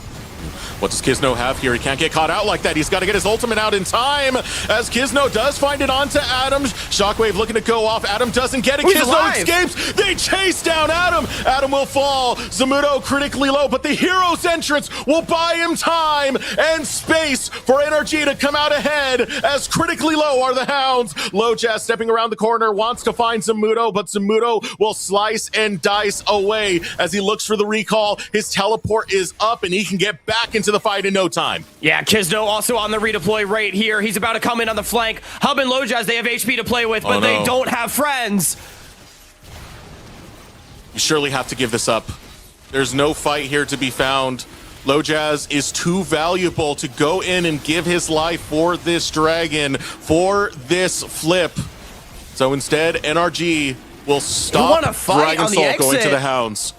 Here comes Dorado, though. It's a teleport deep behind. Decoy and Adam are Decoy in. Stepping in, looking for the angle. They want to find Spica first. Spica's low. Hub grabs him, gets the Mystic shot, but one picked off in exchange. Now Kizno goes in, doesn't find the Vault Breaker onto Low Jazz over the wall. Hub creating some distance and space away from Zamudo. That big, scary croc that they want to skin alive is still swinging away, and it's going to be a 1-for-1 trade. NRG completing their heist. They stop the Soul and ultimately win out on the fight. Dorado, they saw the game in their eyes, but the fights were just a little too disjointed. Critically for them, it's only a small gold advantage going the way of NRG. Dorado not losing the game off that play, but Hub, this is a lot of money. Oh, Hub, what do you got? Shockwave waiting for it to go off. The Arcane shifts over the wall, but you're not escaping the jaws of Zamudo and the shockwave of Phi Mini. Yeah, Hub, he just gets caught out in bottom. That's a lot of gold for Dorado to have missing from the map for the foreseeable future, but I think no pressure towards the Baron. Wouldn't go down fast enough with the double mage composition. Ultimately, it's just a pick to Dorado, to NRG, and not much else. 2,000 gold as the dust settles, ends up being the lead, give or take. It is a relevant gold advantage for NRG, but again, critically, not game losing. Definitely a fight, though. Very touch and go on both sides. I think Dorado wants that one back. I do want to say, I kind of like the way Phi Mini is building here. Doing something rather reactive to the amount of pressure that's going to be applied to him, especially from Low Jazz on the Fury, has gone a tankier build. Rod of Ages, we usually expect Rod of Ages Seras, but goes to the Rocket Belt, which does give you a good chunk of health. Through the, I believe this is the reworked Rocket Belt, so now it comes from Kindle Gem. You get a little bit more health on top of that. So the survivability for Phi Mini is really good, and you have a lot of damage that's coming from the rest of your team. Same thing with Sushi, Kizno, Zamudo. So it's a good build to keep them alive and make sure that this shockwave is impactful. Yeah, exactly. As long as you're alive on this Orianna, you will be finding value. And Dorado, they do need to throw themselves in. It's 4 melee. Ezreal really the only one that can deal from range. And Mini, he's the one that's up the most right now. Him and Zamudo, they have the item advantages over their opposite numbers. So I think understanding that they're important for the state of this game for NRG, and if they go down, that is when the Ezreal, that is when this Nefiri, who in their own right have 3 and 3.5 items for Hub's right, that is when they will start to cook. I get a fight right here. Battle line's drawn. Kisno waiting for that Vault Breaker. He finds Low Jazz. This is a big mistake for Low Jazz. He needs to get out of dodge and quickly does find his way out before the rest of NRG are able to collapse onto him. You can see right now NRG kind of flexing their muscles as they push forward. A little surprised that NRG did not opt to commit more ults on the Nefiri right there. Of course, the benefit of the Nefiri, you do always have the W to try to get out. And Spica, maybe a little caught. He's going to have to flash defensively again. Oh. Yeah, Hound's Pursuit used onto Spica. They're looking to take him down, but this is a lot to invest onto the support. And Sushi will make them pay. Down your jungler. It was an overcommit from Dorado. Yeah, I see the angle. Spica holding the flash to the last possible moment. Ultimately, though, jungler down, but no Baron to be taken. It's just more gold going over. NRG, they are barely winning out in these fights, but Dorado most certainly staying scrappy. Eric, we have another fight coming up in 1 minute and 10 seconds or less. Oh, yeah. Ahead of this Drake, and I do think the important thing is, despite the kill, they do get the flash off the Galio. That is a resource that NRG will not have for this upcoming play. Low Jazz and Hub, I'm not sure if we're able to see their timers exactly, whether or not those flashes will be available for this play when it comes to pass. It's going to be tough. You really do want those summoner spells up, given, you know, it's a Vi. Vi loves to punish you when you are out of position. Oh, no. Speaking of punish, hey, that's a Vi ultimate that was taken for an out of position Sushi. And that's a big pick right there. That's going to get Dorado into position to set up for the Dragon. They'll find Spica as well. It's a 2-for-1 deal. I mean, that might be a game-winning pick for Dorado. It's huge from Adam. He had the cease and assist, and Sushi was all alone on a mid-wave. Did not anticipate where the engage could come from, tracking the Nautilus, but not the Silas. That is Soul guaranteed to go over. You cannot contest this without their bottom lane. So NRG, what are you going to do? You're up gold, but down a Soul. Dorado. Man, oh man, this team is so fun. Yeah, this team has been the most fun to watch, Hawk. You said it, man. You said the growth that this team has had within the last 2 splits, what they've been able to bring, taking that team fight that they're so well known for and evolving it over time to be able to punch with some of our heaviest hitters in NACL, and a team that, you know, no one really ranks that high in their power rankings. It's awesome to see from this squad, but it's not over just yet. Kisno might be caught out here. Vault Breaker to escape, and Dorado still holding the line. And how many competitive games does Dorado need against great teams before we start taking this team maybe a little bit more seriously? Because it was Maryville, it was Conviction, but oh, they're collectively 0-5. They're having their own struggles, you know, it's just a fluke. But NRG, 2-0 right there with them. I'm coming into the day talking about how they can be the first team to clinch a playoff spot. I'm talking about how NRG is one of the best teams in the league alongside Cupid. And Dorado is going band for band with them in this game number 1 on a difficult to execute composition, as you pointed out earlier on. They're down gold, but a relatively insignificant amount for 31 minutes. And they have the Soul, a Chemtech Soul, with 4 melee champions that want to get in the mix and use those health bars, use their stats to try and make plays. And that being said, Sushi is going to be a big target if you want to get these sieges going. His wave clear is great, and they're going to focus right onto Sushi. Kisno looking to peel back for him. Hook doesn't land onto Sushi, but it gets inflamed close enough. Under the tower, however, to his misfortune, he will fall to Kisno. Just a game of inches. I like the look from Adam to try to get something started. Inflame goes flash hook, barely misses Sushi, and he clips the wall, ends up giving over his own life. We'll see, though. NRG, they still don't feel confident to start the Baron with these individual picks. They just don't really have the burn for it, and they know what kind of damage Dorado can do if they're funneled into a confined space. Maybe echoes of that tier 1 dive looming large in their minds. All right, Vanguards was just built by Sushi. This is going to be pretty pivotal for him in staying alive in these fights. Now Kizno focusing down here into the bottom lane for Decoy, uses the ball breaker onto him, but it's a good use of the Pathmaker.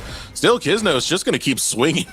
He's just going for the jaw, but that jaw is made of steel, man. It's going to take some time before you break it down. So let's call in the Gator back up. while we're at it. Here comes Low Jazz, and here comes Inflame Fi Mini now in the back pocket. Another Vault Breaker goes forward, flash out of it from Decoy as the hook finds its mark on to Kizno, but Kizno is not done. He wants Decoy, and he's going to get him one way or another. Mega Inferno Bomb goes down. It's 2 kills that are going to get picked up in the name of NRG. They will get one in return. It's Kizno, but they've lost a lot of control this game as now a siege looking to begin from NRG. They focus on the Low Jazz. Low Jazz, wrong place, wrong time, gets pulled in by the Shockwave, and Sushi will bomb him down. Big mistake from Low Jazz. I thought that play going 2 for 1 is okay for Dorado. As NRG, they feel comfortable to go so deep as Adam was pushing top lane with no TP. But Decoy plays it so well to trade a kill back. I thought that would be enough to stave off the push. Low Jazz, he has his flash.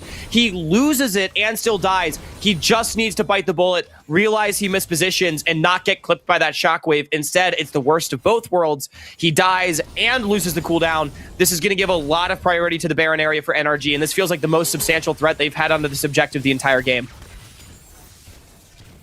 This is where control is starting to be lost. A little bit more time here. NRG, they're really good at catching people out. I think Vi complements that beautifully well for finding picks like that.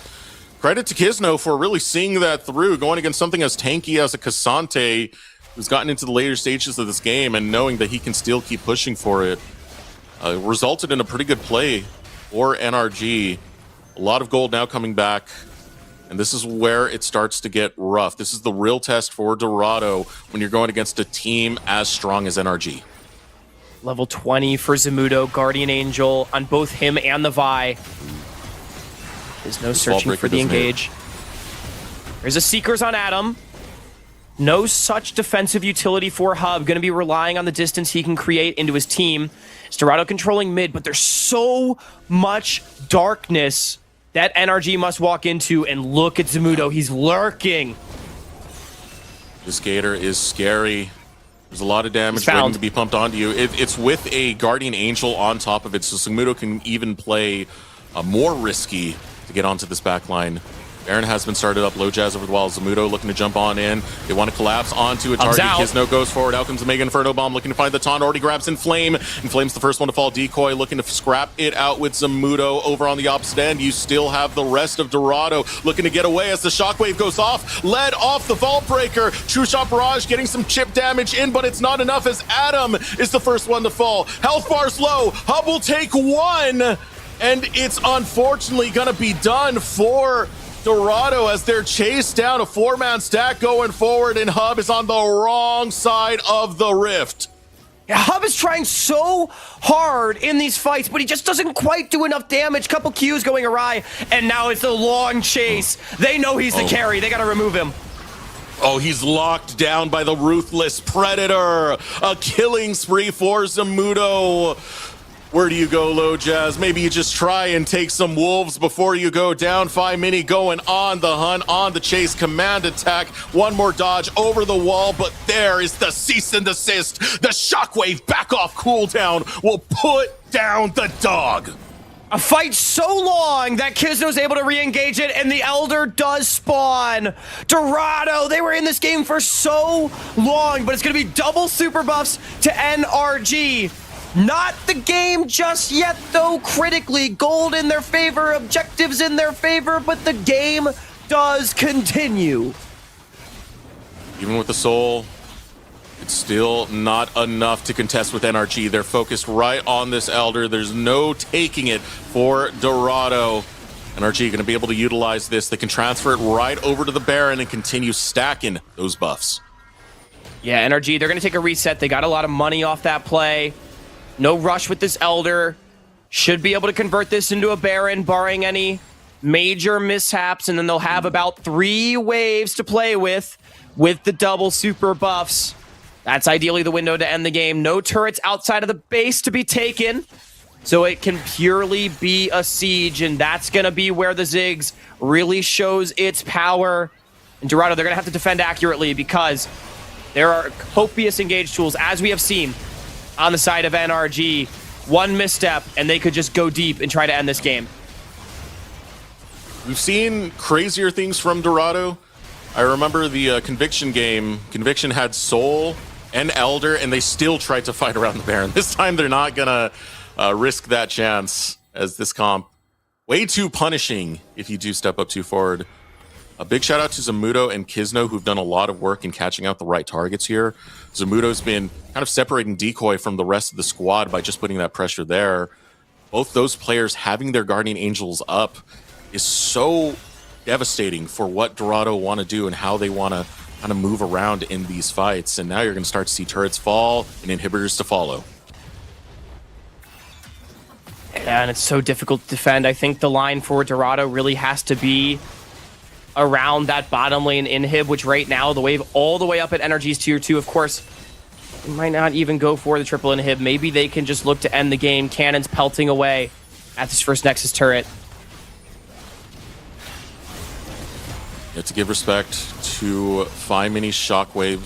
Gizno's been great at delivering over to the team of Dorado. But they're looking for the end right now, stepping up, looking for an angle. Shockwave goes off, but it's gotten out by Hub. Does flash out in time. Hero's Entrance going to follow through. Ruthless Predator to lock down Decoy on the opposite side. Nexus is exposed. They can just focus it down. We got no time to waste. First game goes to NRG. Dorado, though, they go 7 rounds with NRG. 39 minutes is how long it takes, but NRG showing their poise, their creativity in finding fight angles, and their control over the objectives. What a close game it is. But man, oh man, NRG showing us why they're a top team in this league in the end. Yeah, I respect Dorado. They showed some tremendous growth, and they've shown it all season long. But NRG, they're the top dogs for a reason. They said they're taking this split much more seriously, that they want to go contend for that LCS promotion slot. And plays like that, comebacks like that, is exactly how you do it. Off of that note, we're going to throw it over a short break. When we return, we'll get into game number 2, Dorado versus NRG. The NACL is presented by Philips Norelco OneBlade.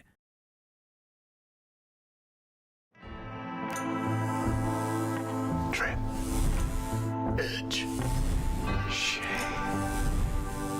Trim, edge, and shave with Philips Norelco OneBlade. One tool for all you need. Philips Norelco OneBlade presents Shave All Things.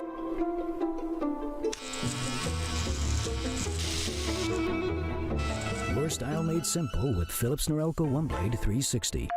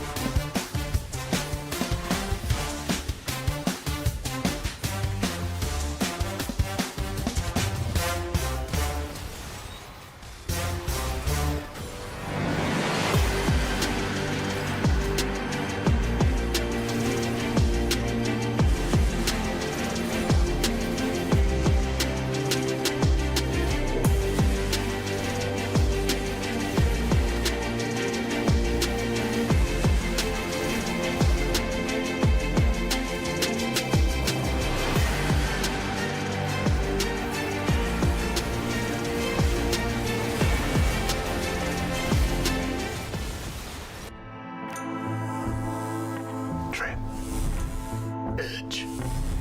Shave. Trim, edge, and shave with Philips Norelco One Blade. One tool for all you need. Philips Norelco One Blade presents Shave All Things.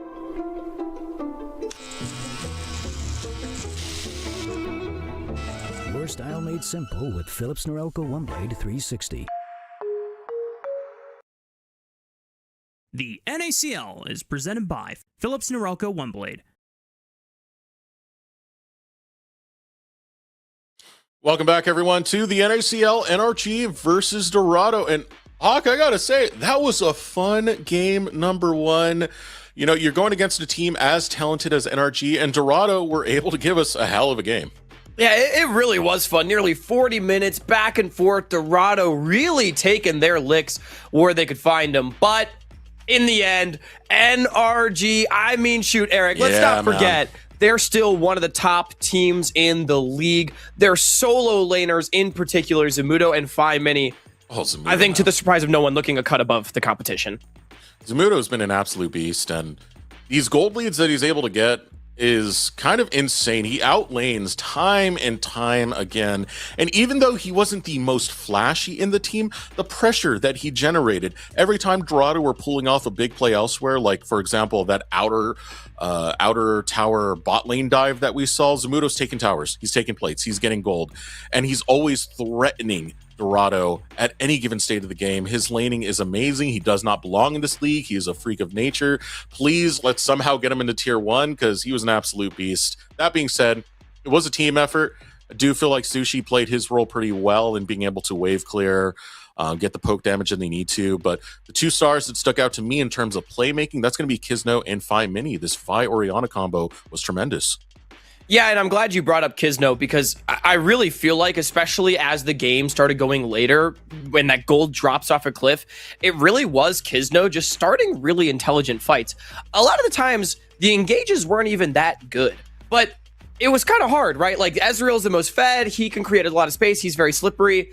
It was just about getting the fight started on a good timer, in a good location. And Razvan said it at the top. I think that is really great to see that Kizno has that really strong understanding because NRG was able to execute on those timers with which he was starting fights. And absolutely agree. I do feel like Phi Mini was a big X factor in that game. A great performance on the Oriana, and Sushi did his job, however unflashy it may have been. But drafts up for game 2. Reminder, we saw a lot of power picks go through in the previous game, and some of them weren't even picked up. Yeah, a lot falling by the wayside. What was it? It was super late that we had the Bard ban, I think it was. Yeah, very late Bard ban. Also, Poppy and Lee Sin were completely absent from the draft, I believe, which they have been omnipresent champions here in the NACL to start off the split. The Lee Sin, we have talked at length about how electric this champion has been for our junglers. Curious to see if either of one of those champions rears their head in this draft. Okay, so far, we're taking away a lot of the top lane blinds on the side of Dorado, so not allowing for the Jace and Gnar. That can just be picked willy-nilly by Zamudo without worrying about the lane matchup. Things sticking out to me, Nocturne, Camille, those are two champions still on the table right now. There might be a bait here on top of it, like, usually if you see Camille, like, Poppy is a good answer if you do want to allow that Camille away. So we'll see if they make that their final ban or if they got other plans here. One more ban for Dorado. Could also be interesting if you wanted to ban the Poppy, you take either the Lee Sin or the Cam for yourself and NRG gets the other. But okay, it's going to be Syndra. So all three of those champions are on the table. Nocturne was banned by NRG early, so at least that one not here. I know Wukong, especially with the Pantheon ban, I think is going to be a very high prio jungler for both these sides, the Jarvan as well. Right. So far, both teams foregoing the Camille as well as the Poppy, and in favor of kind of some comfort and ease in the mid lane. I feel Victor is very safe to go when you want to try and just take a mid lane first pick. I have no issue there. J4 will follow that through. I am very curious right here because I feel like you can't go the Camille on this rotation without getting the Poppy counter. If they want to do that, you were mentioning earlier the Lee Sin. That's still another one that's very much on the table. Also, we've completely forgot about Locke. That is still that's gotten through draft. I wonder if you could go Lee Sin Poppy on 2-3 if you are NRG, as they do end up picking the Cassio. I was kind of surprised by the Victor B1, but to me that actually discouraged a Cassio pick. And so Adam going to opt into that matchup anyway generally has been Victor favored, as we have seen it play out with the range advantage, especially once you get to Hex Core. To me, similar to playing Victor into the Orianna, but with a little bit more agency to dictate the early lane. But we'll see what NRG goes for. I will say, Kizdo to me has never been the biggest Lee player. So yeah, it's just going to be Xin. Yeah. And I do like the Cassiopeia, especially in the current state of the meta. You have a lot of roaming supports alongside your junglers that are going to be looking to dash in and get you Miasma, just to hold them down, whether you're chasing for the kill or to stop the engage from going forward. It's a great zoning tool. It's a great catch tool. She's a pretty strong champion in her current iteration. But with the Xin, see what they look to go for next here. I mean, Xin Zhao does create a lot of space if you want to go for something a little bit different when it comes to the marksman role, but instead we're just going to get the Rumble. And I do see some of the synergy there, at least in the team fight. Gravitational Field plus Equalizer could be pretty devastating, but fighting in choke points through and through is also something that just feels real good.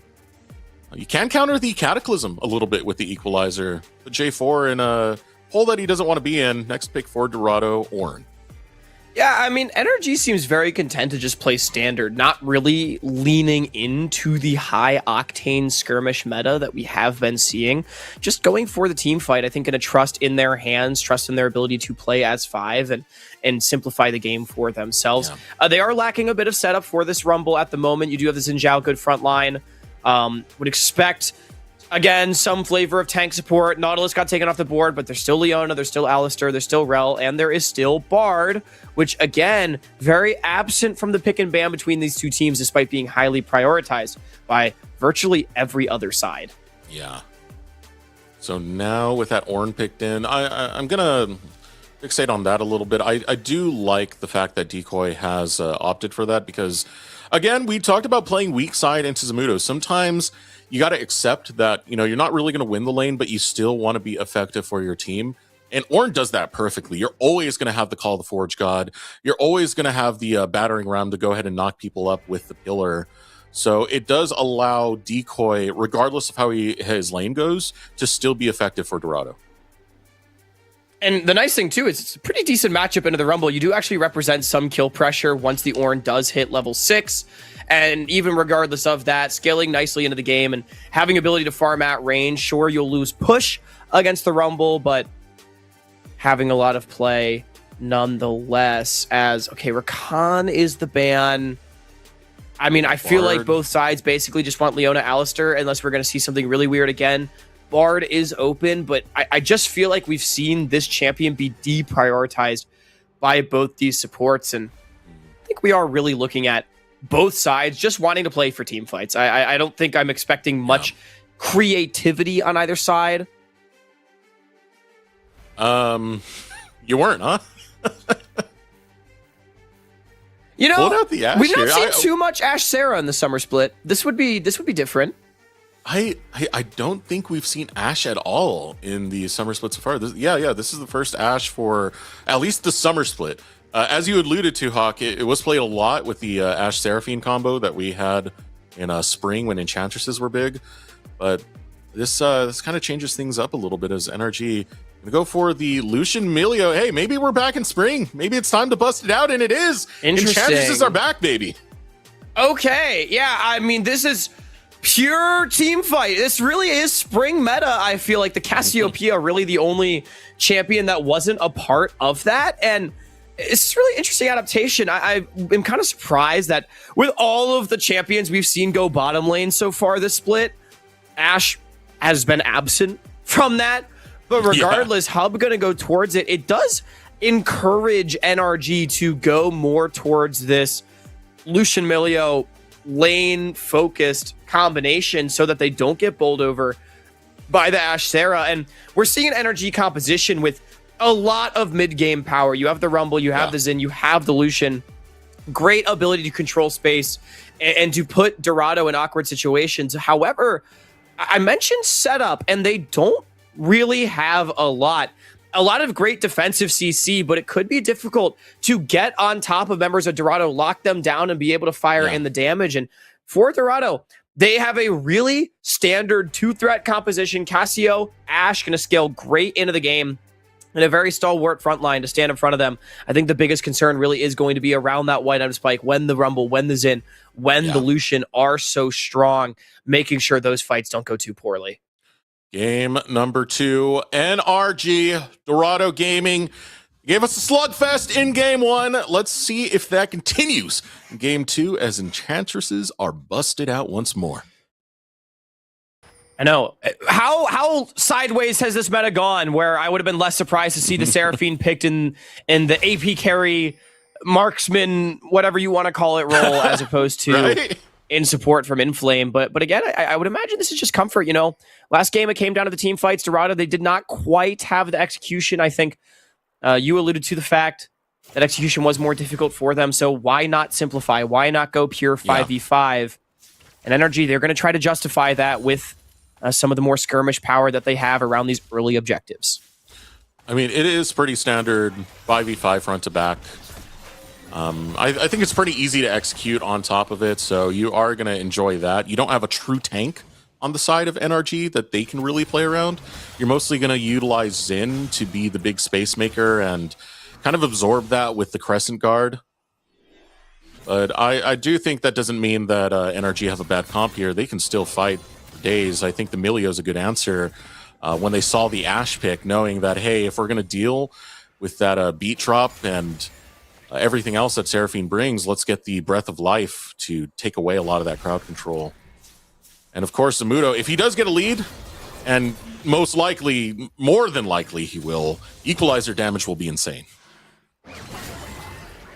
It is at least early push for Decoy, so do love to see it. But I do agree. I feel like Zamudo getting a lead is an expectation.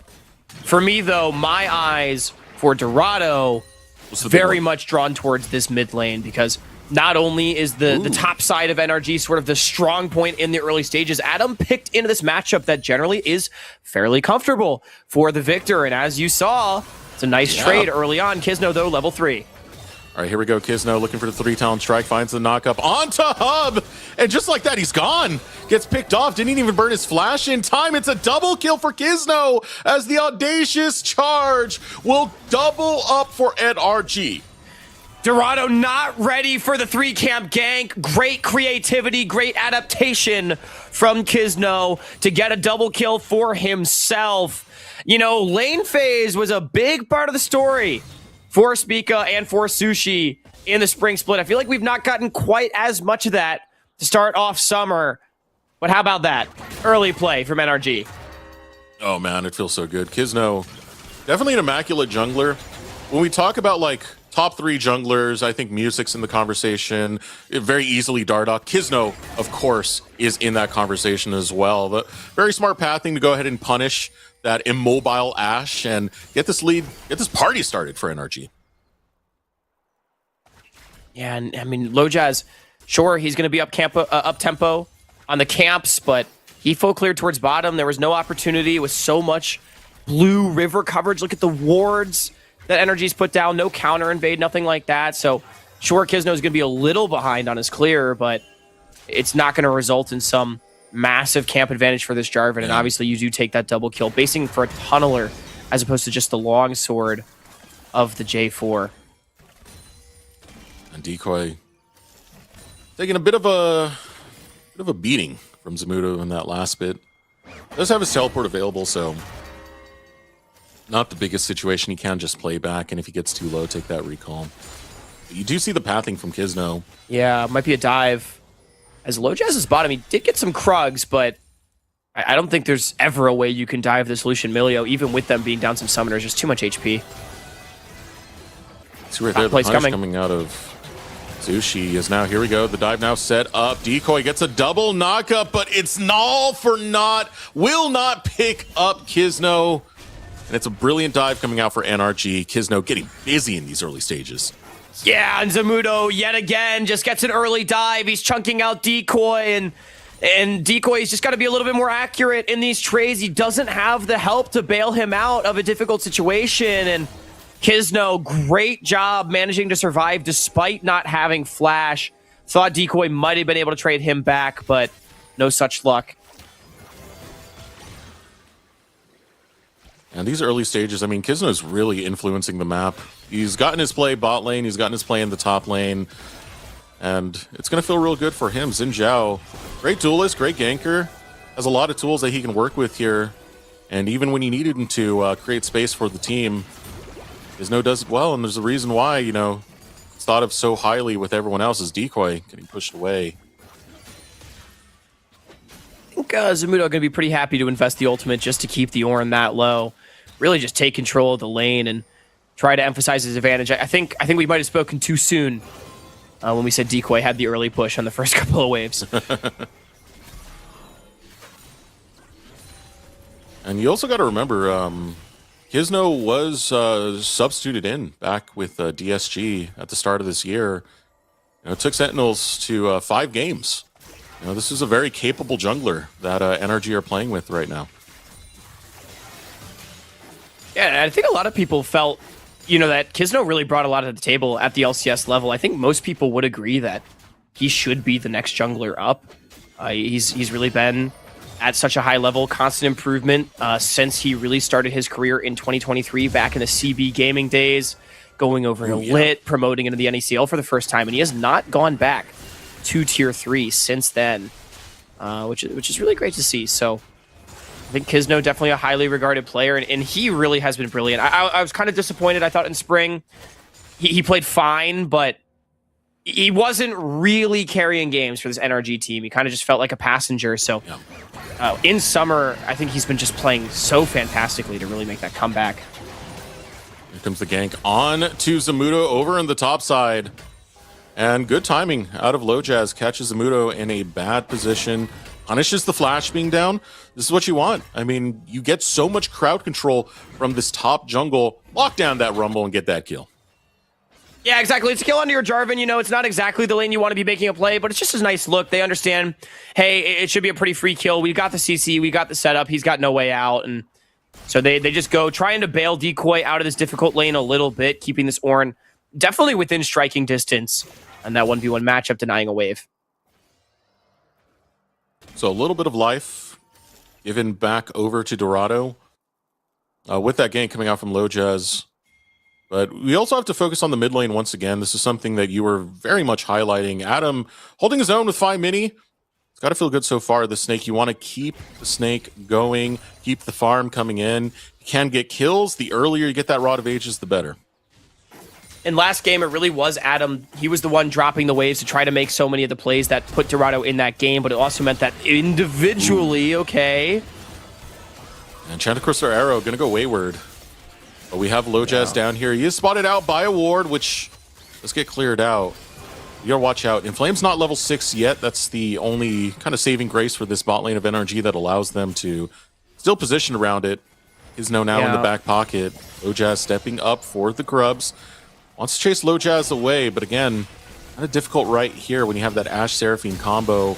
Adam popping in, jumping in with the flashes. Kisno, 3 Talon Strike. Crescent Guard going to go out, blocks a lot of damage. He's able to stay in the fight longer, but he's caught in the Cataclysm for way too long. Will dash forward. Lojaz gets critically low. 5 mini will pick him off. Finally, Kisno's going to fall. Hub flashing over the wall alongside Inflame, and the fight was chaotic, but it's a 1-for-2 exchange, and NRG win out. Yeah, really weird fight. Sushi was still on the top wave when Kisno goes for the play. And honestly, as a jungler, I'd be ready to crash out after that. Kisno played that fight so damn well. The snap engage onto Adam, forcing out the miasma and the flash. The ulti to buy time.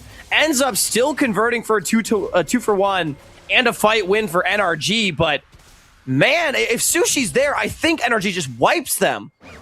Yeah, I feel exactly the same way. Kisno was very quick to pull the trigger right there. No one could really blame him at the grand end of things. You just really want your bot lane to show up at the right time. But Kisno, the time he bought with that Crescent Guard, you had mentioned it, Hawk.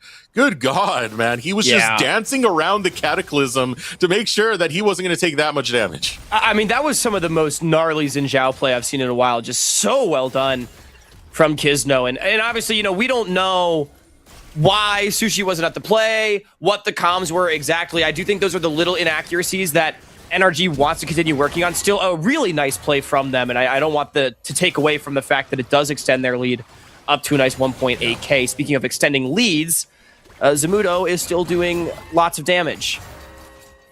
Damage for days, man. This Leandry's being completed is a good break point, because now you have that % health damage that's going to burn down onto Decoy. You can see Decoy is already trying his best to itemize against it. It has 2 MR items. But Zamudo going to have his way with this lane. And there will hit a point where Ornn can really stand in here. Ooh, does he have him? No. Okay. It's close. Gonna have to back away, though. That was scary. Yeah. Gonna have to back away, which I think Zamudo's still gonna be happy about. He's gonna continue to extend his lead. No TP on that Ornn. Zamudo has his. So right now, NRG is gonna start up the dragon. We'll see if Decoy opts to walk for this. But if he does, if Zamudo matches the walk, he could always just TP top lane, or Zamudo can walk top knowing that the Ornn can never be here. Lojaz is late to the fight right here. Enchanted Crystal Arrow going to go wide again from Hub. Not really landing though. Secure for Kisno. Does get the smite. Comes the now TPs. fighting it out. Cataclysm going in. So does the Crescent Guard. The Encore. But the fight is already done. So Zamudo brings more. And Adam forced to run away. 2 quick picks by NRG. And this was a much better sequence from NRG. All 5 members very clearly on the same page. They're able to get a quick 2-for-0, and they're going to take the objective. Surrounding now bottom lane, going to try to get Sushi some plates. No dive, as Dorado did base, but think also could argue a mistake from Dorado. Knowing there's no teleport on the Ornn, as soon as he starts walking top lane, I just don't think you can go for that fight. Yeah, I honestly, the Enchanted Crystal Arrow missing right there is just, yeah, we're not going anymore. We've lost one of our biggest engage tools.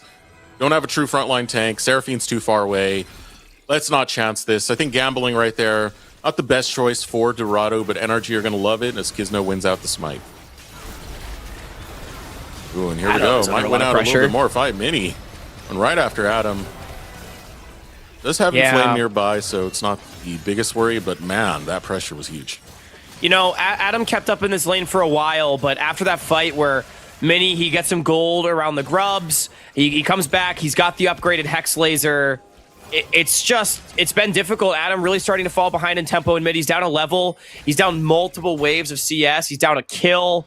Actually, well, he's even in kills, but regardless, down a couple plates. I think 5 Mini really starting to take over much the same that he did last game, and as I was trying to say earlier before a fight interrupted me, Adam was the one that did fall behind the furthest individually in terms of just the curve of the overall game, not just against this opposite number. And it's really something that Dorado needs to prevent. They are playing, again, this 2-threat composition. This Cassio needs to be strong. I highlighted him as the big X factor here for Dorado in this game. And so far, he's not really getting the money that I think he needs. Yeah, the early stages of the game went okay, but eventually Victor is going to start to get his items online, and that's where the worries come through from Adam. You have a lot of poke you need to deal with that laser, but here we go. Fight over on the top side. Mudo eyeballing this Ornn. He wants to dive so bad. He wants that kill so bad. Same can be said here in the bottom lane for Stack, for Dorado as they look to defend against an NRG. I think a bit of an inaccuracy on the equalizer there from Zamudo. Regardless, Decoy able to walk away. That's still TP again, getting forced from Ornn just to catch these waves. These are the kind of things where just individual laning advantages can really generate you pressure around the map. Now NRG knows they can play 4v4 bottom and just apply pressure to Dorado, Sushi, and mid. Oh no, Inflame. Encore going to be used, but that's not going to save you. Even with the beat drop, Kisno will grab that kill. Hovering around this bottom lane, Adam left by himself. Lojaz should get back in time, so Kisno will pull away. You know, you keep saying beat drop, Destrux. I think Inflame wishing he could just let's break it down and give himself a 2,000 HP shield. Maybe that would have helped him get out. But the Encore, at least, definitely not enough. Dude, I've been playing so much Overwatch reference. recently. It's crazy. Actually, once they dropped the 2, it actually became a much better game. No, Somehow. I know. Like, I'm like, every few years, I'm like, remember this game? Like, it's actually pretty fun. You know, it's no League of Legends, but can be enjoyable at times. I've been on Guild Run a lot. Demo came out. It's been a lot of fun. It's like Teamfight Tactics and Slay the Spire combined. You're actually not the first person to bring up that game to me. I'm trying to remember who it was. Someone was like, yo, I've been playing this game recently. It's maybe one of our co-streamers, Sean Atonin. I know he's playing it a lot. Yeah. Shout out co-streamers, by the way. Yeah. Shout out to the co-streamers, man. It's so great. I think the NACL community, it always warms my heart seeing how many dedicated fans we have here in the space, how many people love talking about these teams and these players, and especially, I think, you know, recently we've gotten to see how great this community can be when it comes to serious situations as well. Again, hearts out to Ole Miss and their squad and the support that everyone has showed. All right, here we go. Looking for a situation in the top lane. Spica looking to run away from Lojaz. Cataclysm goes down. Lojaz will flash follow Spica to get the kill, but now he's pretty deep in there, and Kizno wants a piece. Out comes the attack. The call in onto Inflame. Lojaz too deep, gets chased through. Kizno will take the kill, go on a killing spree. Petrifying Gaze onto Zamudo. Will be able to dodge the beat drop and get away, but can't get away from Kizno when he's landing. The wind becomes lightning.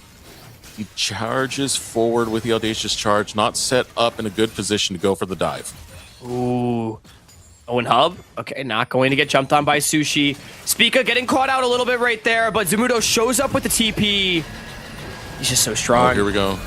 Oh, the onto arrow. Fi Mini. The double knockup going to be found. The arrow lasts for days when it's that far back. Flash. Fi Mini trying to get away. Need one auto volley. Lands, gets the slow. It's a shutdown for Decoy. Zamudo now, he might be caught. Oh, barely. Miasma missing. Not a bad sequence for Dorado. They get the kill into Spica. They get the kill into 5 Mini, and I believe it's only traded for Lojaz. Ooh. Encore so close to landing, but now Kizno is here. Says, hey, you're not under your tower anymore. I'm ready to throw hands. Steps up forward, goes on to Adam. Crescent Guard going to be used. Adam looking to run away. Gets burnt down by the flamethrower. Now Kizno sees a poor little Seraphine all by herself. One more stab of that spear, and it's a rampage for Kizno. Well, the good news may be short-lived. Dorado, they're going to try to take priority setup around this dragon, at least try to keep this game up-tempo, as the gold lead for NRG has not expanded over the last couple of minutes. It's really just been even across the board. Honestly, I do think Dorado, well, it's a messy sequence. It's not bad, but NRG, I think they're still feeling like the game is progressing in their favor. Yeah, no kidding. 5.3K. It's not a overwhelming lead just yet, but you're kind of seeing where some of that gold has landed, and a lot of it's on Kizno, who's been so active. Going to continue that activity as he goes right after Decoy. Will force the flash out of the Ornn, give control to the spot side to NRG. Kizno is up so much money. He is 6-1-4. I mean, it's gross. This is one of the best games of Xin Zhao. Like, I already think this champion's OP, and I have for a long time. His ult is just, like, not okay. But he really has just been, like, man-moding in this game. Just diving in, no fear, making plays. Meanwhile, for Adam, that's tough, buddy. Look into my eyes before the light from them is gone. That was brutal. That's so morbid. It's accurate. Yeah, it's just been a rough game for Adam, man. Here comes 3 Talon Strike. We're just off to the races. No, we're past the races at this point. We've gone past the finish line. We're looking for another race. We just want to keep the momentum going as NRG are brutalizing Dorado. Yeah, you know, if we're at the races, I think Kizno is Secretariat. He just owns Summoner's Rift. Dorado cannot keep up. Inflame, unfortunately, worth a glorified cannon minion in terms of gold. Tier 2 tower drops, Tier 1 and top. Mini, he's caught again, has flash, but he might have team support, actually. Oh, he's getting out no problem. Yeah, Lojaz can't cover that much of a distance at the very least. An easy escape there. Now the lead going up to almost 7K. It's going to continue to grow. Mini 1.1 on his own, 2.1 for Kizno, 1.6 for Zamudo. Everything's fallen into place for NRG. And, I think this is the kind of game, too, where we get reminded, hey, NRG, they're a top team in this league. When they're on, they're on. They are just, playing out a really clean, clinical game of League of Legends so far. And for Dorado, we are reminded that, well, we've seen so many great flashes from them. They've picked up a couple of wins, against these top teams. They are still just a little bit newer, right? They're not quite on the same level of development. And so it's amazing how many good things we've seen from them, but expectation is still that teams like NRG at the top of the standings will be able to have their way with them when the chips are down. Next setup here, Lojaz might look for Spica. Spica, nice sidestep to get away from the Enchanted Crystal Arrow. Finds himself in no danger whatsoever, but the danger is arriving. His name is Kizno. He starts to walk up towards this top side.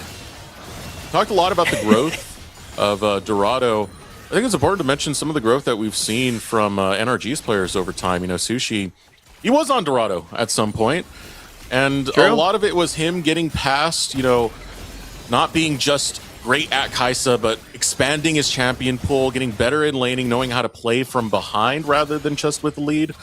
I think he's done really good at that. Spica transitioning from the jungle role to support. Zamudo's still good, so I can't really say much there. But we've seen a lot of growth from NRG as well. Here we go. Ooh. Encore going to land, but it only hits Zamudo. It's followed by the Call of the Forge God, but there's no follow-up from these engages that Dorado are getting. And with your big engage tools down, there's not a fight left. NRG are happy to posture forward. Lojaz is looking for an angle to steal here, though.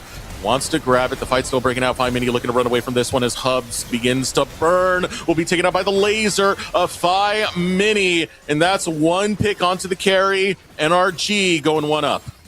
Honestly, not a bad defense from Dorado. They get 2 critical flashes and they only lose 1, but not the Baron.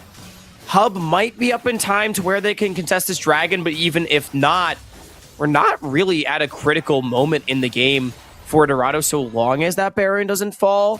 Ornn hitting level 14. Ornament's going to start to come online. Looks like the Rod of Age is getting upgraded for Adam. But as the game does slow down a little bit, I do want to echo that point you made about Sushi. It's pretty cool to see him playing the Lucian.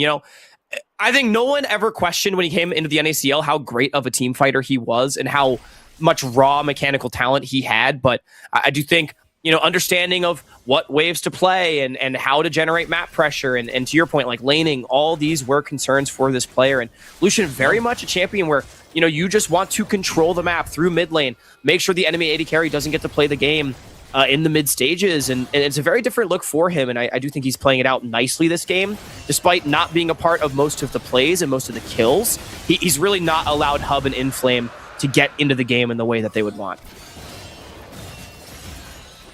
I think another name to bring up is also Mini.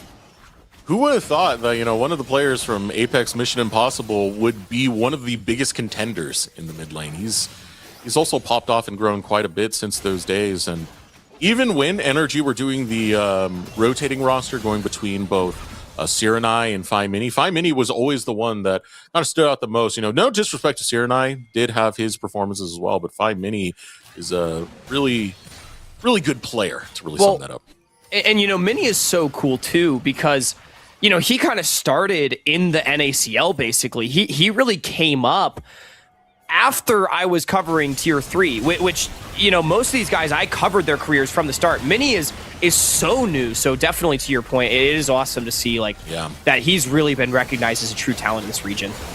All right, here we go. Attack coming through. Encore gets blocked by the Crescent Guard. So even with the charm, Kizno is not worried. Audacious charge. Zamudo goes on a killing spree. 3 talent strike onto Decoy. Still follows through. Kizno's a madman. He will charge you at any given moment. And it's another pick for NRG. And that's probably going to signal the Baron. Dorado getting chased out of their own jungle. Still only 1 kill. So maybe there's a way they can approach this fight. Decoy, he's not going to be able to get back to base. Doesn't have the teleport. So this is a half HP Ornn going to try to face check. I don't know. This is looking difficult. Here we go, call the Forge God. Oh, what Gets an a triple engage! double knockup from the Flag and Drag. Hub is able to pop off right now. Goes after Kizno, chases him away. 5 minis taking a lot of damage. Oh my God! Gets smited down by Low Jazz. Dorado, you can never count this team out because they're always willing to hands check you. What an unbelievable engage from Decoy. Honor this man. If they somehow win this game, NRG gold lead getting cut into. Now down to 5,000. Baron to be denied. Dorado not out of the woods, but that is how you do it, Decoy. Decoy, that was beautiful. Every single time, man. Best He play of the might week. have one of the hardest lanes to go against in Zamudo. Might be getting pushed to his tower, but damn, is this man gonna make an impact, Hawk? That was crazy. I mean, we had a pentakill earlier today, and that to me is like the play of the week from Decoy. Just an unbelievably decisive engage. Seeing that the game could be slipping away, saying, don't worry, guys. I got this. And the follow-up immediately from the squad. Low Jazz with the multi-man knockup. Adam and Hub positioned perfectly to deal the damage. And NRG is not threatening Soul. They're still 2 dragons away. The gold lead has been cut nearly in half from what it was previously. That is an incredible look from the top laner of Dorado. And now with the Baron, they can start to push so much standing gold for them to be able to grab. Man, here we go. As Kizno jumping in, looking to find Hub. You still want to fight this front to back, but Hub's under a lot of pressure. He's getting burnt down. Hub dies. Kizno goes dominating, stays deep in the fight, finally gets taken down, and the counter punch from NRG will not be denied as Decoy falls. Double kill for 5 mini. It's the ace for NRG. And just as Dorado starts to show signs of life, guess who? You already called him the danger. He is the one who knocks. It's Kizno on the fight to find Hub. And that might just be it. 15 seconds before Hub is back up. They are taking a little bit of time here to take this inhibitor. You'll have Low Jazz, you'll have Hub. So it's not going to be the end just yet. They are going to respect those death timers. A minute till Dragon comes up, but what a big play coming out from NRG. Yeah, all the credit in the world. Kizno's a beast. Just immediate flash find, slight mispositioning from Hub. Zamudo is clean on the equalizer. We're going to get the precision play. And it's another look at this engage from Decoy around the Baron. I mean, he's half HP. They're down so many resources, but the flash redirect, NRG was not ready for it. And Sushi had just dashed in, so he gets surprised by the burst. That is one of the greatest Ornn engages I have ever seen. The creativity level from the Dorado top laner off the charts. Unfortunately, the excitement is short-lived as they do immediately get ace after the fact. So it is still NRG on the front foot, but the game does critically still continue. It's not Soul that is spawning here for NRG. Dorado, they got plenty of time to get back and defend. No Baron for NRG right now on this siege. And remember, they have the scaling comp. They have the Ornn. They got the Ashe. They got the Cassio. As long as they can keep these champions alive, there is absolutely hope in this game. In my co-stream yesterday, I was talking with Quest. He used to be one of the head coaches for BBQ Olivers for any LCK old heads who remember that name.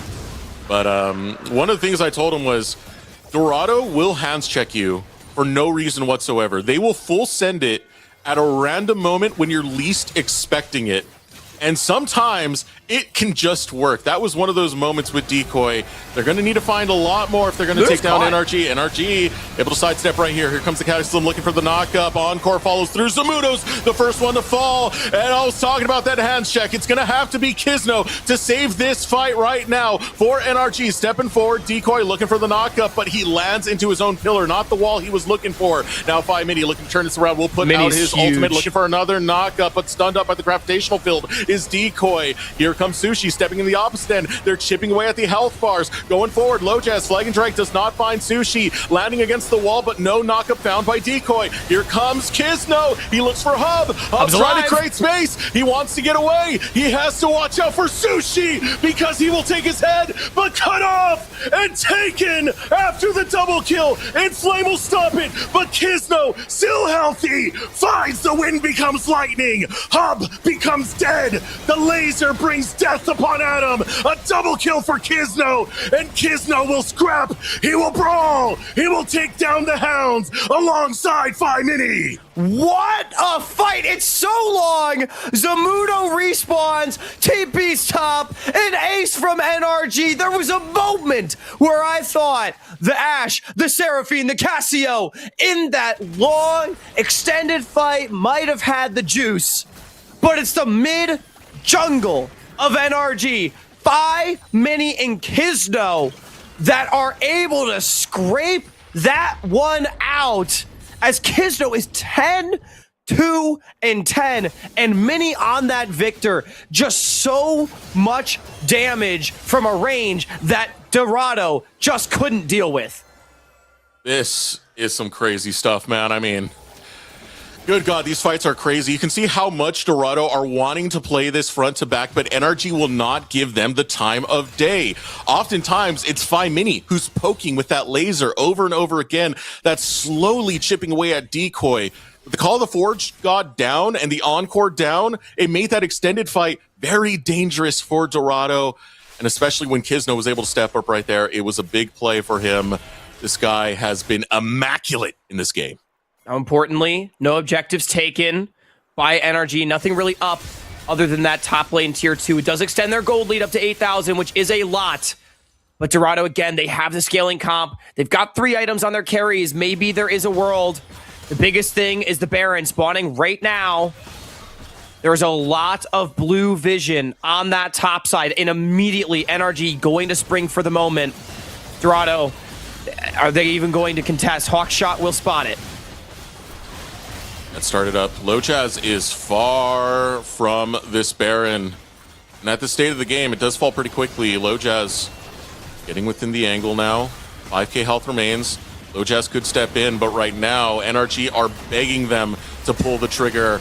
And how comes the Chopper's arrow jumping forward, able to use the Crescent Guard. Hub is down. You're on the choke point with the equalizer, and Dorado gets cooked. Adam chased away by the ultimate of Phi Mini. Meanwhile, the work is done for NRG. They found what they needed to, and they can march to victory in the mid lane. Just a great find from Zamudo. Hub had no flash in the choke point. Instant equalizer. And guess who again? Kizno on the follow through. Even 2 members alive with no Baron. I don't think Dorado can defend this.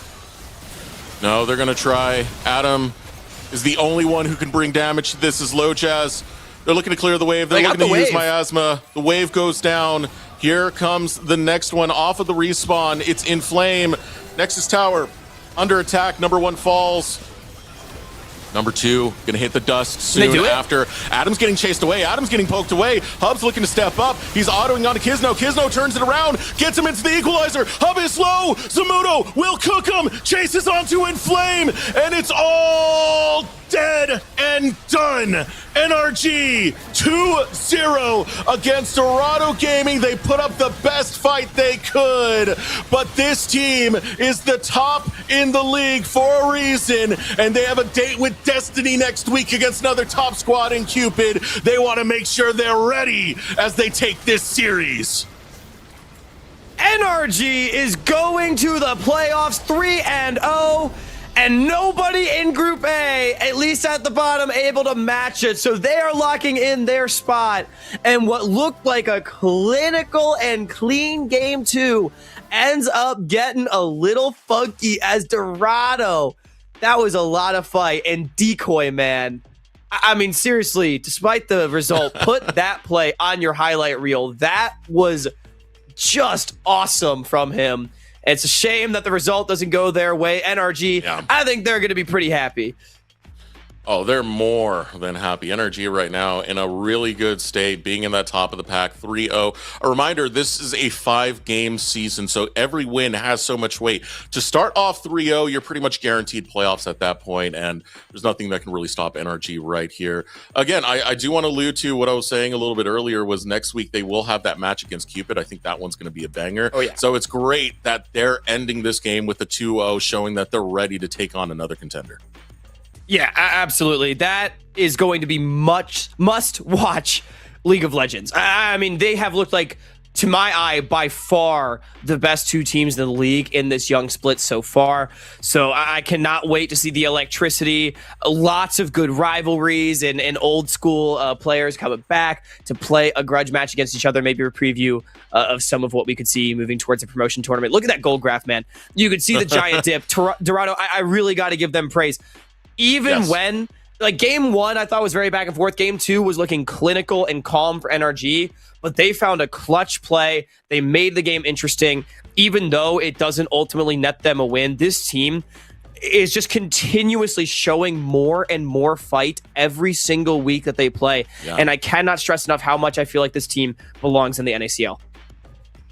Yeah, this entire series, man. I mean, it's a 2-0, but it's one of the most entertaining 2-0s I think I've ever witnessed. I really did enjoy this.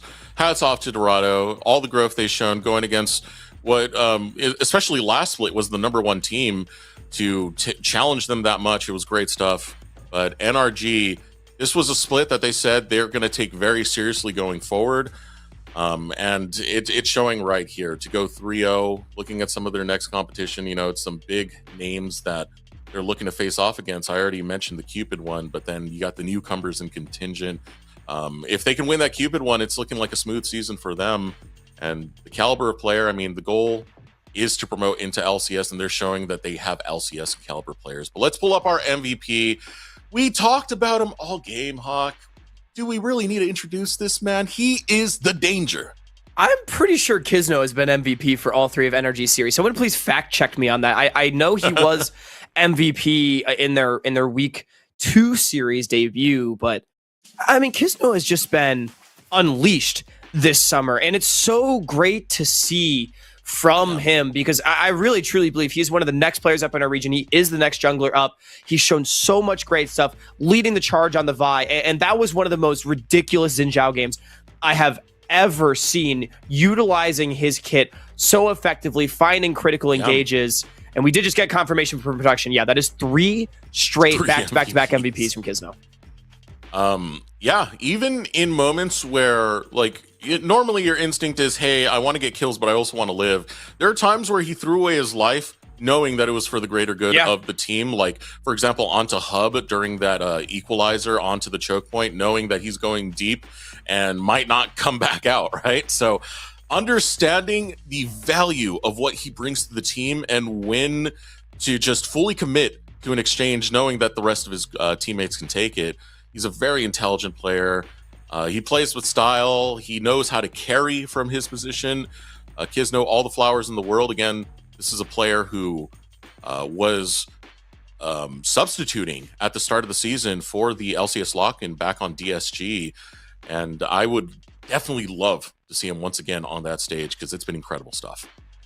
Yeah, and the coolest part is, you know, for anyone that is ever wondering, NRG has made it very clear that their players are locked into this squad. They want to try to do it as 5, so I want to see what they can bring to the table throughout this summer split. You know, no concerns, ideally, and as we've heard about, you know, someone getting scooped up or anything like that. So I'm 100% with you, man. Kizno has just been absolutely unleashed. I think after a quiet spring split, it's really cool to see that he is locked back into the highest degree.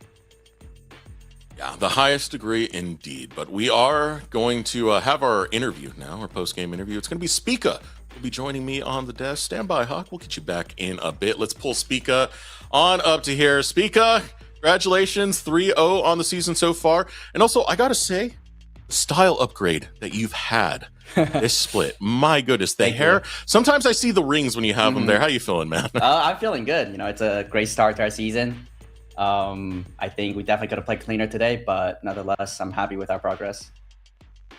Okay, before we really get into the meat, I want to allude to an interview that Kizno had yesterday, where he said, "Why are we picking the Pike, man?" I want to know, how are some of these drafts going, dude? I mean, honestly, I just wanted to practice Pike because I think I have like 5 Pike games, you know, in scrims. I was like, what is better than stage experience, right? And it's just regular season. Like, I don't think regular season win-loss really matters as long as you are taking something away from it. So I was like, just lock me in Pike and see what happens.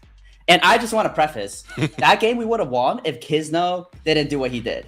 So, you know, I'm a little hurt by his comment. Okay. Okay, throwing the flame back. I like it, you know? But okay, so far let's actually get into the game. This was a 2-0. I want to know your thoughts coming into this week overall. This was one of the weeks where you were having back-to-back games. You had Winthrop first, who did take you to 3. Dorado, who had some good team fights against you. What does preparation coming into a week like this look like? I mean, I think in terms of preparation, besides just scouting our opponents, their draft comforts, what at least my personal take for our team is really just focus on ourselves, because I think all these teams, people make a lot of mistakes, right? This is not like tier 1 where a tiny mistake is just going to snowball into something bigger. So I think for us, it's really important that we are playing our game. We're focusing on what we are working on. And I think we are slowly improving on that aspect. It's definitely showing. It's been a good season so far, and especially into that game. Digging a little bit deeper into it, how were some of the calls like facing off against Dorado? Because there were moments where it kind of seemed like they got the better of you in team fights. There was that flash call the Forge God decoy used. How do you rebound from situations like that to make sure you're still locked in to win? I mean, I think we are actually really good from playing from behind. I think this split, we've actually had a few games where we're not really, I guess, in the lead, I suppose, where the game is a bit close. I feel like usually we have really good composure. I think what is really important is just think about next play, right? What mistakes that we make in the previous play, let's just go over it quickly, let's adjust, and then just focusing on the game in front of us. All right, it's straightforward and simple. What about your lane mate, Sushi? He's gone through a lot of growth. He used to play on Dorado himself, but I've personally seen it myself where he went from just being comfortable on Kaisa to getting better in lane, getting better from playing from behind. Is there any like conversations, duo queuing, stuff you guys do outside of playing on the stage to keep that growth coming? I mean, last split, we were really focusing a lot on laning and how to play, the first 10 minutes of the game and how to play team fight. But I think this split, the meta is a lot different, right? I don't even feel like I'm laning. I hit level 3, I'm just start surfing. So I think nowadays the conversation is usually around my move timers and how to facilitate our mid and top laner and jungle, right? So we really haven't had a lot of those like interactions for laning, but I think it's good to be versatile. So we're going to need to just revisit some of the concepts that we were focusing on last split and just not forget those fundamentals.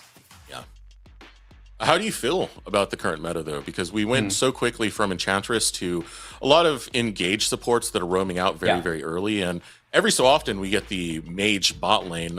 How's the meta working for you? I mean, honestly, I think the meta is pretty fun for support just because it feels like you have more agency. If you are playing a mage, you are kind of at the mercy of your teammates, right? You're essentially, you can't really take vision. The gameplay is just a lot slower in general. You have to wait for your teammates to help you. So honestly, it's a breath of fresh air. I think my strength is just playing engage and, get things started. So this play, I've been having a lot of fun. All right, then looking towards the future next week, you do have Cupid. This is a team that a lot of people are ranking very, very highly. Do you have any thoughts for that matchup that you'll have next week? I mean, I have no thoughts. I don't even care who I play. I just show up and play. Right? I mean, I think we are... I don't even know who's on that team, but I think we're doing really well. So I just want to focus on what, is our strength. I don't really care who my opponent is. So I'm confident. I respect it. I love the confidence, man. Then going past that, eventually we'll have playoffs. There will be the LCS promotion. What are your goals going forward? Is it to promote into the LCS? Is it to show the best that you got? What do we got here? Well, I mean, honestly, I'm just playing support for fun. I'm not really looking to get promoted to T1, right? I'm not really looking for anything beyond this split. I just thought the role is really easy, so I could just pop in, right? And perform. And I feel like I've done really well as a support, honestly. When I was a jungler, I played with a lot of NACL supports. I was like, okay, these guys are really boosted, right? I'm not going to name any names. But yeah, I mean, I just watch Obstinators. Okay, I watch him play. I'm like, you're really boosted. So I think I've adjusted pretty well, and I just want to do as good as I can with the short time that I have, and how my teammates promote the LCS, because I think all the players on our team are very talented. I think everybody can promote. I think everybody should promote. So just hopefully those GMs are not sleeping on the wheel and just picking some random Korean T2 players next split. Hey, you heard it here, man. Promote these players. They're all very talented players, by the way. Like this team has been a joy to watch. But yeah, stop importing. Get more North American talent in there, man. Yeah. Jumping off that, what you just said right there, I do want to ask, when it comes to comms, is a lot of that why it's so easy to kind of transition from jungle to support? Is it being able to like still have that kind of macro voice on the team? Yeah, I mean, I think the most of the game, just League in general, is really dictated by jungle support and mid movement, right? So I think since I've experienced in jungle, I've experienced with like how mid game, early game should be played. I think I'm able to just have a bigger voice and help guide our team whenever necessary. And I think Kizo has really stepped up his communication of just, helping our teammates understand what we're playing for, what the game condition is. So I think so far we've really improved on that aspect of the split and really comfortable with our communication right now. All right, before I let you go, do you got any shout outs you want to give? Coaches, family, so on? I mean, shout out UCI, man. Shout out UCI. Shout out coaching staff. I think they've been working really hard, and our drafts and our progress really shows. And just shout out our team. I think this summer split, I think we're gonna go all the way. We're gonna all the way going to Worlds. Going to Worlds. Yep, we're gonna be there. All right, awesome stuff, Speaker. Thank you so much for setting aside some of your time for this interview, and I want to wish you the best of luck. Not that you need it; this is a strong team, man. But have a good rest of the season. Thank you so much. Take care. Bye bye. All right, we're gonna bring Hawk back on, and yeah, I mean, some of that was to be expected, but I do like their kind of mindset going through it. Right? It's like we don't need to focus on the other teams; we need to focus on ourselves and the improvement that we're going to have. Yeah, absolutely. I mean, this NRG team has been so growth-minded the entire season, and it's going to be really cool to see what heights they can climb to as we do kind of get down to brass tacks. And I also love how he, gassing up his teammates. No more random LCK CL players. Let's see some 5-mini. Let's see some Kizno. I'm here for it, man. Yeah, I mean, hey, I see the flag right behind you. It's been a team that's pulled up some of our talent, so we love to see it, man. And also, congratulations, Hawk. I do want to put that on broadcast. It's a great position to grab, man. Appreciate it. Yeah, it's been a lot of fun. But I'll maybe we'll be adversaries later on. But at least here in the NACL, we can all root for these boys as Cupid and NRG, the two teams at the top of the league. I think proven why today, Eric. Yeah, and to me, this is like the perfect setup or what's going to happen next week on Wednesday. I think these two teams will be a lot of fun to watch go against each other because both of them see themselves as top teams. You look at what Cupid has brought to the table. It's kind of like a lot of these tier 2 players who've been at the top of their game for so long, who can really bring the heavy hands. You were talking about Music being one of the best junglers. We were just talking about Kizno being one of the best junglers, and to see those worlds collide is a lot of fun. The game right before that, however, will be Blue Otter, who are trying to find their own redemption run, going against Winthrop University, and then that highlighted game.